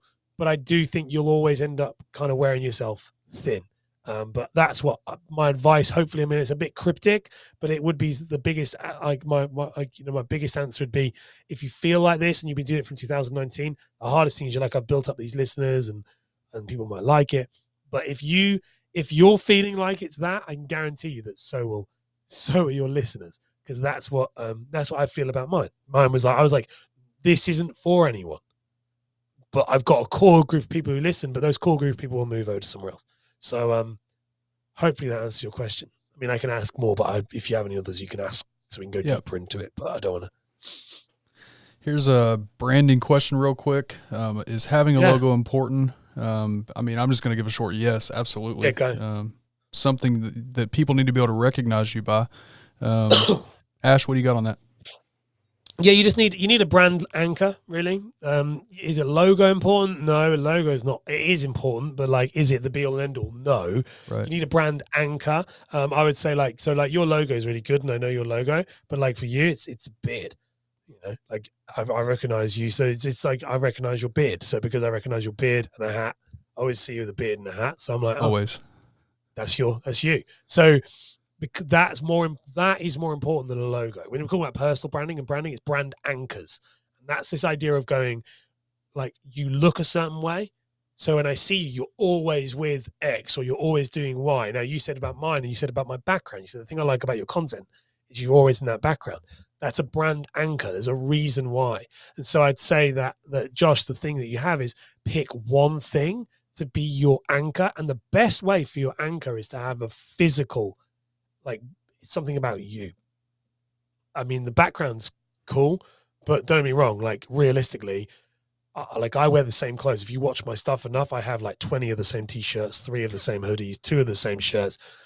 And there's a reason why, because I'm trying to build repetition. Me and you were chatting about music before this started. I have the same backing track on every single video. Again, it goes against what people would say, but the reason why is it's about repetition. So you don't need a logo and fancy colors. It doesn't matter as much as just looking and presenting something the same every single time, because that repetition is going to build that it will build that memorable aspect, and then people go and they won't know who you are. They'll go, which was what you're already doing with me, Ken, is they'll go, oh, it's that podcast guy. that people, you need to create like an anchor where they hook into that. And so I think it's the beard guy. That's why I was thinking, I'm like, oh, it's the beard guy. The guy that does content, because over all my friends do content. Right. The guy does content that's also got the really good beard and does the beard channel as well. I'm okay with that because I love the beard. I'm okay with that. No, well, it's a big anchor. That's a big anchor. And people go, oh, okay. And so, it's one of those things. So, yeah, hopefully that answers that question. Do you ever get recognized by fans in public, Ash? Oh, do I ever get recognized? All the time, mobbed by them. No, not at all. No one recognizes me. I tell you what, that's weird, actually. I'll give you a question. I don't know. I remember when I first made content as a broker, mortgage broker, I remember for like 9.5, maybe 10 months, I felt like no one was watching. You might all feel this. You might all get this kind of resonation. And I was like, no one's watching. No one's going to talk. And my wife was the same. She was like, what are you doing? Like, why are you all doing these photos? And I know your wife's wonderful. She supports you the same way. I see a lot of that. It's just another reason why I like your stuff. But she was like, we went to, I was like, I don't think anyone's watching. I think I'm talking to my computer. And then I went to an event, a mortgage broker event. And she came with me. I don't know why. I bought a ticket for someone else and they couldn't come. And she was like, well, I'll come. I'll spend a day out. And I know the guy. He's fun. So, she turned up and it was the first time, you talk about being recognized. It was the first time that anything like that ever happened over here in the UK, that I was at this event and I was going to give up. I was like, what's the point? No one's watching. And it wasn't working. And I walked into the room and everyone was like, oh my God, I love your video. Oh my God, I do this. Can I have a photo? Can I do that? And I was like, and it was a weird day. The whole day was like a whirlwind. And we got in the car and that was the day my wife, we got in the car and she went, you need to do this as a job. This is 100% the right move. Like, we need to double down, Nick. She was like, I've never seen anyone react to you that way. And you were in performing arts and no one cared, So it's that thing of like, I have had that. It's the only time where I've had it, because then COVID hit and everything shut down. But it was that thing of like, yeah. But other than that, no. Yeah, for me, locally, not really. Locally, nobody really knows. Family and stuff they know, but they really don't watch, and that's cool. I only want subscribers that are going to watch, so I don't want my whole family subscribing if they're not going to watch. But there is a local show that I watch all the time. That the guy that runs the show, he's a friend of mine. He's been a radio DJ. I actually had him on a live stream on my former channel. But he's been a radio DJ for a long time, and he has a show here that he does. And whenever I pop in, he does a live stream twice a week on a local thing. And whenever I pop in, he's like, "Oh, look, there's the Bearded Wonder content coach." So, he knows me. There's a few people that know, but as far as fans, I wouldn't say that. Go on. I've had a few people in the past on the Beard channel that have, won a giveaway or bought a collab that I've made or something with a company, and they want me to sign it. And I'm like, I think it's awesome, but it's weird too. I'm like, you want me to sign it? Why? I've had that. Like, I do have that. Like, because in the like Bearded Mortgage Broker just put in the comments there saying, thanks to my techniques, I now get recognized at events. He does, yeah. He's a similar one, but like I have had that. Like, I do get it. So for me, I get it on consulting calls when I get new clients, because the way that people come to me for my consulting on the content marketing side, which is mostly brokers here in the UK. The bio like two arms, the podcasting and the consulting and the content marketing. And that is normally, and I don't know about you, Ken, but it's the real, it's really awkward. Like when I'll come on a call and they're like, oh my God, it's you. And I'm like, yeah, it's me. Hello, how are you? And I don't like it. I really don't like it because it's because we're in a situation where we're about to talk about working with them as a brand, about spending a significant amount of money with me as their consultant. And I'm like, I don't want you to be fanboying over me. Right. That's not what I want, because we're now in a business. I'm here to talk about you, your brand, how it works, how can we make it better. And I find it super. So it's nice, but it's one of those things where like everyone wants it until you get it. And then you're like, it's never nice. And I've got a couple of clients I work with who are like quite successful influencers, and then every one of them's like, how do I get over this? I'm like, you never do. It's super, super awkward. And so I would say that for you guys, if you guys are podcasters, bring this right back. See, I've got a gift of bringing things back either to a podcast. What the thing you got to keep in mind is that to make your guest feel comfortable, never fanboy over them. Never go, oh my gosh, I love your stuff, because they feel uncomfortable. Like they feel uncomfortable. I know that myself. When I go on a show and people are like, oh, I love your stuff, which doesn't happen that often. But like when I've had like some massive creators on the show, and I learned very quick, don't do that. When they come on, I have one guy, like net worth is like nearly 500 million. I know him, followed him for a long, long time. He's friends with Tony Robbins and people like that. And I was like, anyway, how are you? Because otherwise, if you fanboy them, you lose this respect, and it goes really weird, and it'll make the interview really awkward, because they just want to have this chat with you, and they see you, and this is something that for you'll know this, Ken, which was a huge wake up call for me. I didn't realize this, is that YouTubers do not look up, not many, unless they're like idiots like Logan Paul and stuff. When I watch their stuff, and they're like going, how many subscribers have you got? But in the creator educator world, they have zero interest in how many subscribers you have. Right. They are more interested in, are you a professional at what you do, and can you do it? And I was blown away by that with 300 subscribers and channels of like nearly 1 million were like, yeah, come on, we'll chat to you. We know what you're doing. We know you're legit. We know you're talking with these other people. And I think that was a massive eye opener to me, to realize, okay, it's not all about followers. It's not all about subscribers. It's all about what you know. And it's all about what you know and the relationships you build, and do they see you as professional? And so I stopped talking about subscribers with them, because they weren't talking about it with me. They weren't interested. So very interesting. I mean, I'm kind of tangented, but it's important, I think, for people to know that. You're going to put me on a soapbox, and I try to resist this, but I can't. It's something that when it comes up, I have to say this, and I already know. I'm pretty sure you're with me on this one. Maybe not. Maybe not. You can correct me if you're not. You see a lot of times where people will go on these subscribe campaigns for each other, right? They'll get on a live stream. Hey, make sure you subscribe to this guy. Subscribe to everybody on screen. Subscribe to everybody. And then, you'll have people that'll have, 3 or 4 different burner accounts, and they'll go subscribe with all those accounts. And, the problem with that is, if I have 5 YouTube accounts and I come to subscribe to your channel with all 5, I'm only going to watch with 1, right? If that. I'm only going to watch with 1. So you've got a bunch of subscribers, but still low watch time. The subscriber count really means nothing. In the YouTube world specifically, the watch time is what matters. And 100%. I'll step off the soapbox. No, I completely agree. I think you don't follow. Like, this is the thing where people get funny about. You do not need to have high subscribers to be successful. You do not need to have high followers to be successful. And one of the biggest things that was changed for me was I realized that I don't have to follow my friends. You don't have to follow my friendship is not determined by whether I follow you on Facebook or Instagram. Absolutely. And this was something that, like, I went through and unfollowed everybody, and then refollowed the people I wanted to. And I know I unfollowed you and refollowed you. That's what happens with the people I was doing with people.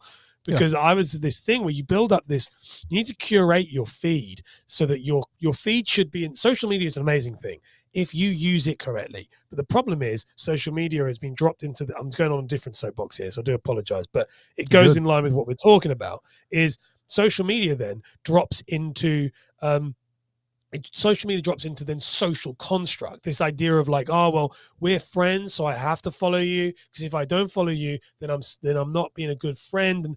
But the problem then is, you're then looking at your feed is completely not curated to what you enjoy. So then when you go on it, it looks very chaotic. It'd be like looking at your bedroom or your lounge, and or your wardrobe, and it's like, oh my gosh, because it's like, you can literally, it's a mess. So the best way to do that is curate your social media feed so that you're only following people, not who you like, people who you actually are interested in the topic. You're not doing anyone any favors by following things that you're not interested in. And this is something that I try and speak to my clients about all the time, and they don't seem to get it, because it is, as you said, it's dead followers and dead subscribers because that's actually damaging your account. Because it's all done on ratio. It's all done on what is your watch time ratio, or what is your retention ratio. And this is the same, this is not YouTube. This is not podcasting yet, but it will do, because they all follow the same thing. But this is the same for LinkedIn, Instagram, Facebook. This is what social media algorithms do. They look and go, okay, wait a minute. You have 1 million followers, but you're getting 100 likes. That's not right. There's something wrong here. And this is the issue. When you're following your sister or your brother or your cousin because you want to support their business, and you're not supporting their business, you're actually damaging their business. Only follow it if you genuinely want to jump on. If only follow what Ken's doing if you actually are interested when the live comes up. You want to jump in, or you want to watch the replay, or you want to watch his stories. Otherwise, it's pointless. And then social media becomes a really great place to be. And I find that if you're a content creator, I jump onto social media, onto Instagram. How do I use Instagram? I use it for carousels. And I use it to read other podcast creators' carousels to inspire me for YouTube videos, because they are perfect for YouTube videos, because there's 10 sections, there's a hook, they're built for you. I'm like, oh, brilliant. Thank you very much. And I know them all. I'm friends with them. I'm like, I love that. And I send a message. I save. I say, this is great. I'm going to make a video on this. Thank you. Because they didn't make it. It's not their idea. It's not their IP. They just put it into a really lovely picture. Just like when my video, anything that you did it with the Stream Deck and I copied. It's the same thing. Yep. But I think that would never happen if you don't curate your feed. And don't be afraid to upset other people. That's the problem with you. It's so scared of upsetting our friends or our sisters. And the best thing with my sister, she unfollowed me because she said to me, because when I was doing mortgage content, she said, I'm not interested in watching you talk about mortgages. I said, well, unfollow me then. We don't follow each other because we're family and I see her in the real world. So I don't need to see her on Facebook. I'm going to give you one of these real quick because that was a pro tip. Pro tip, ladies and gentlemen. Pro tip. Thank you. Thank you very much. It's thank you very much. Right. And just to add to that, one thing that I love, the image I love to portray to people on subscriber and follower counts, right? You'll hear people say, well, I only have 300 subscribers. I only have 100 subscribers. I think the last time I looked, I'm at 340, right? So I can either say I only have 340 subscribers, or I can say I have 340 people that felt good enough about the content to click that subscribe button. Imagine if there was 340 people standing in my front yard listening to me talk about something. That would be overwhelming, right? Yeah. So it's not only 340, it's not only 200. It's 200, it's 340, it's whatever your number is. So, yeah. I think that it's hard, but it is super hard. I'd love to sit here and say that I'm good at it, but I'm not. We all have the same issues. We all want to sit here, and this is my issue. I find people don't talk about it enough. They're like, it's not about the viewers, it's not about the subscribers, and we've just said that, and it's not. But then I would not do you guys justice if I didn't turn around to you and say I don't wake up every day and check my subscriber count. I've just done it then because more of you have subscribed. Oh, we all do. It governs us. It shouldn't, but we still do. But being aware that it's not the right thing is one step better toward and one step closer towards where you want to be. Yeah. Yeah, I would never go out and ask my family and my community, please go subscribe to my channel because they're not going to watch. It would be pointless. Absolutely pointless. So a non-tech question. Beard products? Yep, there you go. Do I use beard products? Yeah, but I don't actually. I haven't for a while, so I don't actually have any brand of specific. When it comes to clippers and stuff, because I do see a lot of your stuff to shave my head. I use the Skull Shaver that I know you're affiliated with or something. I see yes, you do a lot of stuff. Yep. So I use Skull Shaver for that. For my beard products.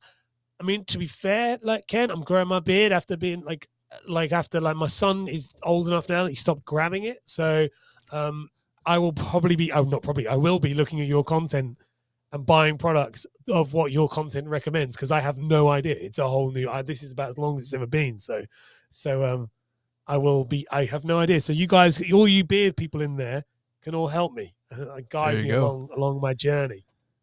We got you, man. We got you. Bougie Prepper says, "What are some things you do for personal branding?" Things I do for personal. That's a very broad question. I don't really. I'm going to assume that she's asking maybe consultant wise, along those lines. Yeah. So I don't do much personal branding stuff anymore. Only because, and I know a lot about me. I know way too much about it. Too much for the personal branding industry that they didn't need. My problem that I have, what's her name? Bougie. I love that name. Bougie Prepper. Bougie Prepper. Yeah. I like that. you say, Nick, I'm interested. Sorry, I'm just seeing. Trying to Oh, read what sorry, I she went said. to a different comment.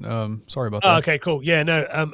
The mistake I made with personal branding, and it's a good mistake, but it was thing is I'm a very technical guy. I like behavioral psychology, and personal branding is all heavy around that. But all of the advice that people want to hear is just be yourself, and that doesn't really work. I'm really sorry to tell you all that, but it doesn't work. If be yourself as personal branding, which is the advice, be authentic, be yourself. If that advice worked, guess what? You'd all be absolutely massive. Like that, no one seems to understand this. The thing that I would do, what I recommend people when it comes to personal branding, is like the stuff that I've just spoken to you about earlier about brand anchoring. It's about using things like a personal brand ecosystem, which I do have I did have like a course on it, which it's not a paid course. It was a paid course, but rebranding and stuff. And it's all on YouTube now in a playlist that's closed. But if you do, is it Bougie Prepper? If you do want to have access to that course, let me know, and I think I can send you the link so you can DM me or something. But like with personal branding, there's a lot of stuff you need. Like it's actively using tools and behavior and creating behavioral without trying to get too deep. Behavioral cognitive biases. You're trying to create the shortcuts in someone to go, you are that person. That's how it works, and that's how personal branding works on a like a cognitive level that people didn't like. So that's why I moved into the podcasting, because people were like, this is not. You didn't say be authentic, so they moved away. But you have to create this kind of. You do it through an ecosystem. There's 5 pillars of an ecosystem, and one of those part of that pillars is what we said before: brand anchors, things that when people see you, they recognize you. That's part of what they call a physical identity. There's like digital identity, there's story, there's network, there's social proof, and these things all glue together. And over time, it makes people go, "You are the X person." And that's the thing with personal branding that people I would advise you all to do if you're thinking about this. And this is my personal brand is now going to be like molded into podcasting. Is that you need to pick something that's outside of you, and then stick yourself to it. And that's how you grow. Too many people try to grow a personal brand because they build them around themselves, and no one cares about you. And I'm really sorry to say that. I'm really sorry to say, but no one cares. They care about they come for the content and they stay for you. They come for the information. They'll stay for you if you're entertaining enough and they like you. But they're never gonna. No one goes, I know what I'll do. I'll go and subscribe to Ash. That'd be a good idea. No one does that. So you want to build your personal brand around something tangible, and it will work. And by the way, that is what all the best personal brands have done. No one talks about this, but it's true. Gary Vaynerchuk was so good because he spoke about wine for like 7 years and then built a massive following, and then he can move it anywhere. Once you have the following, they can go anywhere with you. But you have to build that following, and he built it around a community of people who, 1, liked YouTube, 2, liked social media. But the reason why they like YouTube is because he was talking about wine. You're seeing this with you, Ken. It's the beard thing. Everybody here is beard. That's because I see you. You're the beard guy. And as soon as that happens, then that moves through into content. Now you're the bearded content creator, and that becomes another thing, and it all becomes this. And so this is what I think. Without getting too excited about it, because I do get really excited about it. I've just lost my sickness. I'm completely fine now. It's one of those like you have to with personal branding avoid, I would say, 99% of the advice that you see, because most of it is from people who have no idea what they're talking about. That's not a bitter way. That's in a it's a buzzword that's being thrown around there. And if it's not got tangible exercises, and I tell you the best thing, I don't know if I've got it here, but there's a great book, which is genuine. The Dummies series, Something for Dummies. Personal Branding for Dummies is like the best book. I read that years ago, and it's still to this day the best book I've ever read when it comes to personal branding, because it's so simple, because it's actions and steps and how to build it. So if you want to learn to build a personal brand, that's where the ecosystem stuff comes from. That book is by far the best one. Love it. So much great information here. I knew this was going to be a good conversation, but This has been awesome. We have just a few more. I'm going to let you off the hook pretty soon because we've been streaming for almost 2 hours. So Kevin, he says, is it easier to get the subscriber mindset when you understand how the platform works? I think it's when you understand how the algorithm works, for sure. When you understand that your subscriber count really means nothing and is your stuff being watched? I think that's when, and hate to say it also, but a lot of people have to understand and get their egos out of the way, because for them that subscriber number is important because it makes them feel good. Once you understand the algorithm and that, I think that's when you kind of get it. That's when I got it. It's interesting. I agree with you. I think you're right. I think the hard thing as well, though, and I don't know, you would know this because you've got a channel that does really well with the beard stuff. One thing I've noticed is that there's this kind of tipping point. I'm at 961. I just refreshed it then just to see where we were at, because you said that. All the creators I know, there's a weird thing about this 1,000 subscriber. I know it's to do with the monetization. But when you hit 1,000, it's really weird because all the people I've spoken to, and I've already seen it, was as I moved closer to it. I don't know if you've got this thing. It gets easier to get subscribers as your channel grows. The bigger it gets. Once you hit the 1,000, I think the 1,000 is that mark that I spoke to a lot of people. They're like, when I've hit 1,000, and that's not the channel. YouTube's not making it easier, but it's from a social proof principle that people are going, well, if 1,000 people think this is all right. And I've noticed this, the channels start to grow quicker once they hit this 1,000, because we all know it's 1,000. And I don't know if you felt that with your beard channel, it's done really well, because it's definitely something I've seen, and that first 100. Me and my wife just started a new channel, and I was like, that first 100 is painful, painful, because you are getting somebody. It's so hard, and you're getting people to say, and I have to try. You say put your ego out of the way. You have to put yourself in the shoes of the person subscribing and go, would you subscribe? And I can tell you right now, my answer is no. And I wouldn't. And that's when I realized, I was like, oh, God.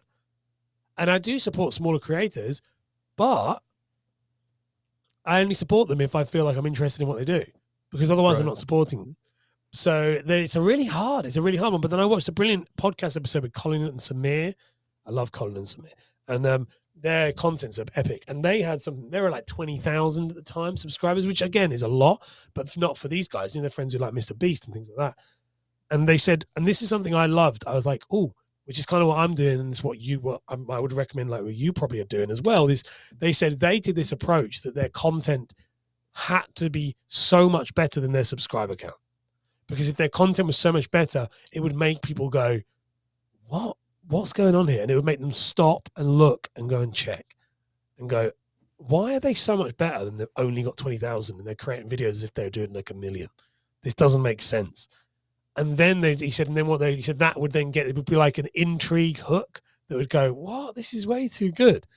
And I think that can be a way to grow your channel, is by your content being so much better than the level it is. So that's something I really liked. Yeah, sort of the dress for the job you want concept, right? Yes. Yeah, that's what they said. Yeah. And they were like, they were saying that like they landed like some consulting with Will Smith, this brilliant interview. And they were like, we did a video about how Will Smith was going onto YouTube, and we effectively did a live, like a free consultation. They said they effectively broke down, like, if I was Will Smith, this is what I'd do. And they did the YouTube, and they said it was one of their worst watched videos. They said, but what they did is they made their content with purpose. They said, because within 48 hours, we were on a call with Will Smith's agents, because they were like, because we knew why we were doing it. And I loved that. And it really changed my perspective when I was listening to them. I was like, these guys are using content like a targeted, like arrow. Like they know what what that video is for, and it's never for gaining watch time and subscribers. There's always a reason. There's a super time. And they were like, that's why we did it. We want the brand, so we go after that. We want this, we go after that. And I love that approach. And then the subscribers will come. For sure. Question here from Christmas Clatter: mince pies or figgy pudding? I'm gonna say neither for me. I'll sing about it with the kids, but I don't know. I'm vegan, so I can't eat any of that. There you go. And I'm not eating a vegan mince pie. Oh. Streambeard, I see your question about, I don't know anything about this really. I haven't noticed it in this chat. I don't know if you're talking about this one specifically. I use Nightbot that would handle some of that, but I've got all this stuff turned off, so it shouldn't be. I don't see any comments I have disappeared, that. so I hope you're not talking about here. I have that. I'm seeing that in my. If he's saying about no, I'm seeing that in mine, in my own content. Comments get put into the timeout very quick. So, and Now, are you not talking? intentionally. It's You talking about the when you go? Of course, I'm going to draw a blank on what it is, but you've got the comments that YouTube will put so that you have to approve them. Yeah. Okay. Yeah, I'm getting that quite a bit at the moment, like because there's a lot of bots, I think, and so YouTube can't really figure it out. But sometimes like but then at the same time, I'm terrible with comments. I don't really like. I care about comments. If people write a comment, I'm really interested. Like I would absolutely like. I wish people would ask more questions in the comments because I'd make more videos. But at the same time, I'm not fussed if there's none on there, so I don't check often. But when I look, I'm like, I go into studio and I'll go, oh. Yeah, there's a load of comments in there that YouTube have put randomly in there. Yeah, I have it happen sometimes, but nothing too major. Or maybe I need to go look. I don't know. Yeah, it's probably loads in there. Like, why have I got no engagement? It's because they're all being locked in the timeout cupboard. Right. All right, Ash, we need to let you off the hook pretty soon. So the last question, we'll go ahead. We missed a bunch of these questions, but this conversation has been great. We didn't answer like any of them. Yeah, it's been great though. I mean, I love. That's why I say, in the notes I sent you, audience participation or conversation may take it a different direction, but here's kind of a baseline. So, but let's talk about. I know there's people that have watched or may come back and watch the replay. That want to start a podcast, that are going to start a podcast next year or have dreams, a couple years down the road, one day they're going to have a podcast. I know somebody, Dancy Bearded, here's Dan. So Dan is one that one day he's going to have a phenomenal, I'm going to say a Joe Rogan or Pat McAfee style podcast. I just know Dan and how hard he works. It's going to happen. But what is some advice you would give for somebody starting a brand new podcast right now, day one, zero content? Start your podcast. So okay, great. So the first thing I would say is look at your podcast. So to look at this, I would say you've got to look at your podcast in line with everything else that you're trying to achieve. If you set up your podcast then this is a mistake I see a lot of people make, is they go, I really love listening to Joe Rogan. I better do something like that. You need to think like, what is it? It's a big mistake I made, not having a clear plan as to what the show was for when I first started. And that's something I say, you have this idea. What is it? Where does it fit in? Where does it fit into a greater, and we talk about the kind of content universe, your content universe, where does it fit into your greater scope of the stuff you want people to have? That's the first thing that you need to look at is what is the show about? Where is it fitting in? Once you know what the goal is of the show, start producing it, start creating it, set your format, stick to it. Stick to your format for 6 months to a year. Do not change it. Make sure it's consistent for your listener. I'm a big believer when it comes to podcasting of like keeping the time frame consistent, keeping like you've got to create like a show. Now, again, this goes against a lot of what people will advise, but I'm not your traditional podcast coach in that way. I approach this from a behavioral psychology, personal branding, and content marketing perspective. If you're going to give someone an hour's worth of time and they're going to allot that every single week, make sure that's what you do. Don't do less if you've got nothing else to talk about. And I'm a big fan of the half an hour mark because you're always going to want them wanting more. And once you've got a couple of episodes under your belt, they'll binge. So that's fine. So that's the first thing I consider you have to do. But then on part of this is all part of the same concept. So that's your podcast. You need to start then creating discoverability content. This is why it's important to know where your show fits, because you need to then go, okay, I'm going to create content 30 minutes long around this specific side of the topic. I'm going to make some search-based content on YouTube that supports this podcast that I can refer to. That's probably going to be visual, maybe tutorial-based, something that can support it and get people into my ecosystem. And then I'm going to create shorts to do that. I think every podcaster should have that. Short, search, long. Every single podcaster. And if I was doing this, and this is what I do when I'm working with clients, that is the strategy I would say. You need all of that. And that over a year will grow you a really nice, really consistent, really loyal audience. But if you just do your podcast and you just go, I'm going to do this, I'm going to keep going, and you're going to do the thing that everyone says, which is true about YouTube. I'm going to keep going and I'm going to get my listeners. you will come back in a year's time and you still will have the same 10 listeners that you had a year ago, because at this current point in time, there's no discoverability on podcasting. So you have to do that. And I do have a formula if you want me to tell you that. I don't want to take too much of your time, but like how that works of the search and the shorts. But I don't know if you want me to share that with you. I'm good. It's later where you are than it was where I'm at, so I'm good with whatever you want to say. Yeah, no, I can say that. Yeah, it's fine as long as I don't mind. It's no big deal. Joys of being self-employed and like a week before Christmas. I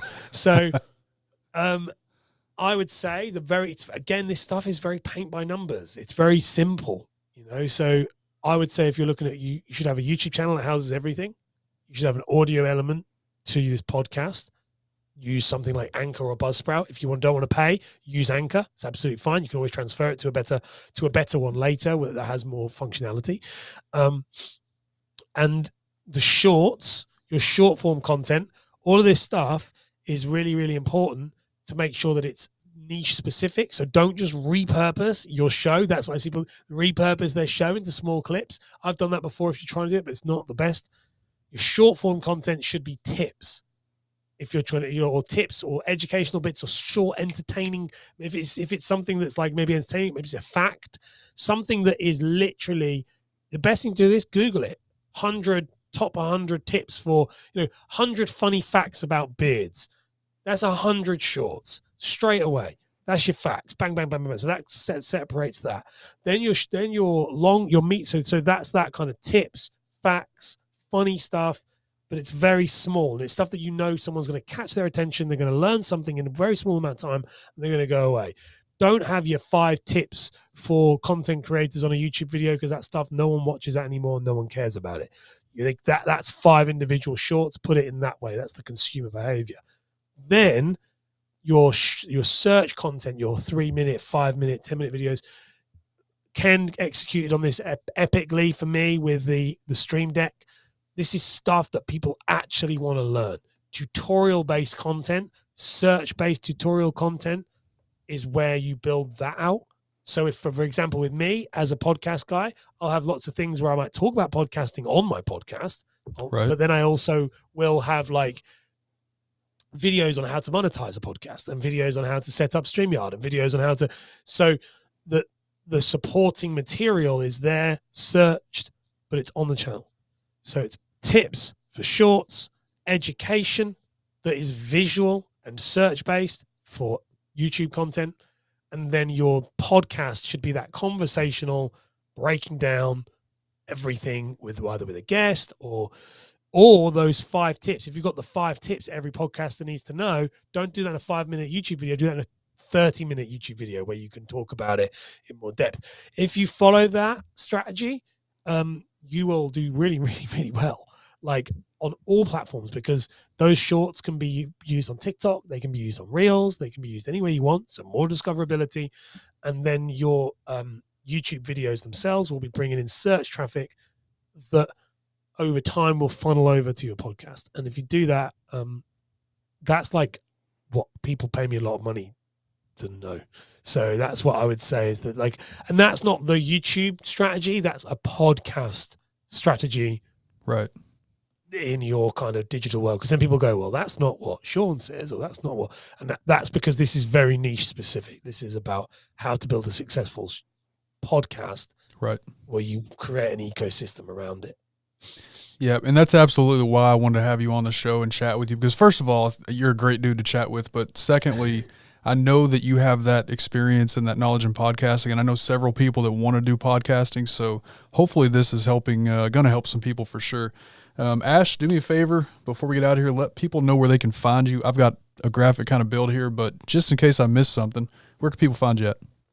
That's it. Podcast Creators Hub is the YouTube channel. You can connect with me at Ash Borland on Instagram, or you can you can go over to the podcastcreatorshub.com, which is currently being rebuilt. So it's all like it's a bit messy over there right now.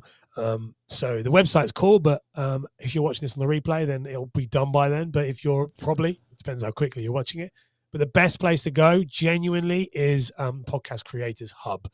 And then connect with me on Instagram if you want to message me and stuff via like DMs and see what I get up to on stories. But I don't do that much right now because it's So yeah, that's it really. I mean, quite a lot of you, I want to say thank you. Quite a lot of you have already subscribed today. The subscribers, you got one 950 there, and I think we're currently at 962. So 12 of you from watching this today have subscribed, and that it means a lot to me. Hopefully you guys are only subscribe if you're interested in it, but if you have any content as well that you guys ever want me to cover, anything that can like just let me know, because I'll put it in the rotation. I would say it's been interested people that want to see your content, because like I said, I know several people that I've talked to a lot that want to get into podcasting. So you guys that have subscribed, if that's what you did it for, you're going to learn a whole lot. Yeah, there's quite a lot. As I said at the beginning, there's more than you can deal with. So don't get like scared when that's the case. You don't have to watch it all. So what he's saying is pace yourselves. Pace yourselves. Yeah, it's one of those scenarios where it's like, I make a short every single day. I release 1 long form, like 30-minute video, and 4 shorter normal videos a week. And then you're going to get just a lot of content. And I've had a couple of people who's friends of mine, and like people who subscribers, sorry, not friends. They're more like, followers. And they've gone, I can't deal with it, Ash. It's too hard. And I'm like, don't watch it all. I don't want you to watch it all. Just pick what you like. Pick what you like. Don't get annoyed. Just go, okay, I'm going to, and the best thing really is to watch the podcast that's coming out. And the reason why I've brought that out is that's what, for my people who are really interested, once a week, you get 30 minutes, and I'm going to signpost content that's relevant to that in there, and then you can link out to it if you wanted to later. So don't worry if you get overwhelmed. Bearded Mortgage Broker, thanks for hanging out, man. Have a great night. Enjoy the rest of your week. Yeah, it's a late one for him. He's here because we're supposed to be doing, I bet you, I mean, one, it's good, but me and him, he's like one of our biggest fans of this, me and this guy called Alex. We had a live stream set up tomorrow, but we can't do it. And Ian's a legend, and he was like, I'm super excited. And I literally texted him today and said, I'm sorry, mate, we're not doing it now because of like family stuff. So I'm so glad that he rocked up. I'm glad. Cheers for coming in. Yeah, I appreciate you. Stringbeard, stay tuned, because I already have this on my list. Within the next 2 to 3 weeks, this video will be out. The troll handling? Yeah, dealing with trolls and negative, comments and stuff like that. I actually had somebody on a comment. It's funny you mentioned the hat, right? The reason why I don't really turn my hat around anymore is because I don't think people would recognize me if I spin it around. Okay. It just accidentally kind of happened when I started growing the beard out. But I had somebody leave a comment on a YouTube video one time that said something to the effect of, you should really turn your hat around, because anybody over 20 that wears a hat backwards is, I forget exactly what she said exactly, but I just replied and said, thank you for your input. I hope you have a fantastic weekend. Dealing with trolls. The best comment. Go. Dealing with trolls is easy. You just have to not take it personal. Well, the problem with YouTube Shorts was that, like, I got bombarded. I was not a good day if someone doesn't tell me that my life, that I need to, end my life. Like when I started doing YouTube Shorts, because everyone was like, and I know why, because interruption marketing. These are not people who are interested in podcasts. These are people that are being served YouTube Shorts. So they're like, why is this guy talking to me about podcasting? I want to go back and watch funny videos. But the best one I ever had, and I'm not going to lie, and this is why I think that video is really important that you're going to make, because it was messing with my mental health. And I'm a strong guy, and I was like, no. And I was thinking, it sucks. The best ever troll I have ever had, and it's like, it's similar to your hat, is I used to wear these, because I am covered in tattoos. I've got like a bodysuit. So I have a bodysuit tattoo. It's one tattoo. I said I'm covered. It's one tattoo, but it is literally my entire back goes down my legs, comes down my arms. It's one big thing. It's like 190 hours worth of work. Wow. And it's long. And so it's a lot. And you can't see on here anyway. But anyway, I had, because of that, I used to have a lot of like very low cut tops, not like stripper top, but like they're very baggy, because I'm a bit of a hipstery kind of guy. But I got rid of them all because I'm dad now, and that can't be like that. But I had these tops. And someone put a photo, you will either know because you would have seen them on the videos. Someone put a comment and they went, oh, look at me in my woman's t-shirt, thinking that I'm trying not to show my tattoo. Like, it was something really like, like that. And I burst out laughing when I read it. And I was like, oh, and I sent the comment back, and I was like, I know you're trying to be mean, and I know that you're trying to be rude and upset me, but this comment has literally made my day, because everything you've said is completely right. I was like, it's completely right. It's like it's a top that's unnecessarily low because I want you to look at my tattoo. And I just thought it was just hilarious because I like stuff like that. It's one of those where you're like, but trolls are hard. So I think it's a good video to do. It's something it's learned for sure. The first time that I ever encountered it, I was like, why? What's this all about? I'm a nice guy. That doesn't matter. No, it does not matter. And also never feed them, don't feed the trolls. Like right. I remember one guy, I remember being in Legoland here in the UK, and my wife just thought it was hilarious because this one guy, he was like, who are you to talk about podcasting? What credentials do you have to talk about podcasting? And I remember writing this comment back, like a long comment. And I was like, and then you catch yourself afterwards, I'm going, well, just to let you know, like I've got, I'm top 3% in the world for podcasters. I've had 2 shows that have gone into the top 10. I've got clients who have done this. I work with multiple things. I've done 6-figure business doing this. And I was at all this stuff. And then this guy put a comment back, and it was afterwards because you're in the moment, aren't you? You're like, oh yeah, I'm gonna tell him. And then he put a comment back, and he was like, that's good to know. It's just there's so many people out there who are, we just want to make sure that the information is okay and it's safe for the people to understand. And then I looked at it, and you go, wait a minute. Why did I even care what this loser said? Like, why am I justifying myself to the internet police? This guy he's like, I just wanted to make sure to the other people. And my wife was like, why did you just spend like 10 minutes telling him everything about your business model? I was like, I don't know. Maybe that's a good idea. And because we're men and sometimes we feel the need to do so. Hey, I get it, man. I get it in the moment. It's hard. But sorry, I could go down this route forever. So I'll let you close it out. Otherwise we could chat. Yeah. So Dan C here, he says, new sub, excited to dive in. He's one that I was saying is definitely going to have a killer podcast at some point. I would classify, so Dan is, as far as the beard niche goes, he's kind of, if you ask me, he's the main guy and the head of the beard niche. I would say that you are the Dan C of the podcasters world is what I would say. But anyway, if you want to see funny comments from people, go look through some of his videos.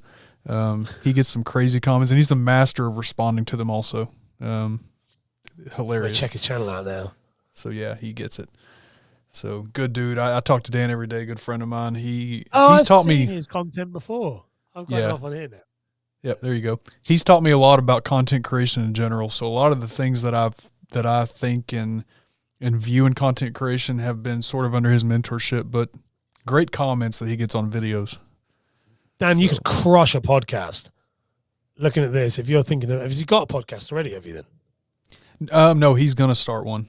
He's oh my gosh, you need to do a podcast. You need to do a podcast in the bearded community. Beard community is big because you can talk about anything, just as long as people have got beards on it. Like, as in, you can talk about anything else, just like we're doing now. Oh my God, mate, you could absolutely kill it. I'm excited that you're subscribed. You need to follow me on Instagram and then we can chat. Yeah, he's a good dude.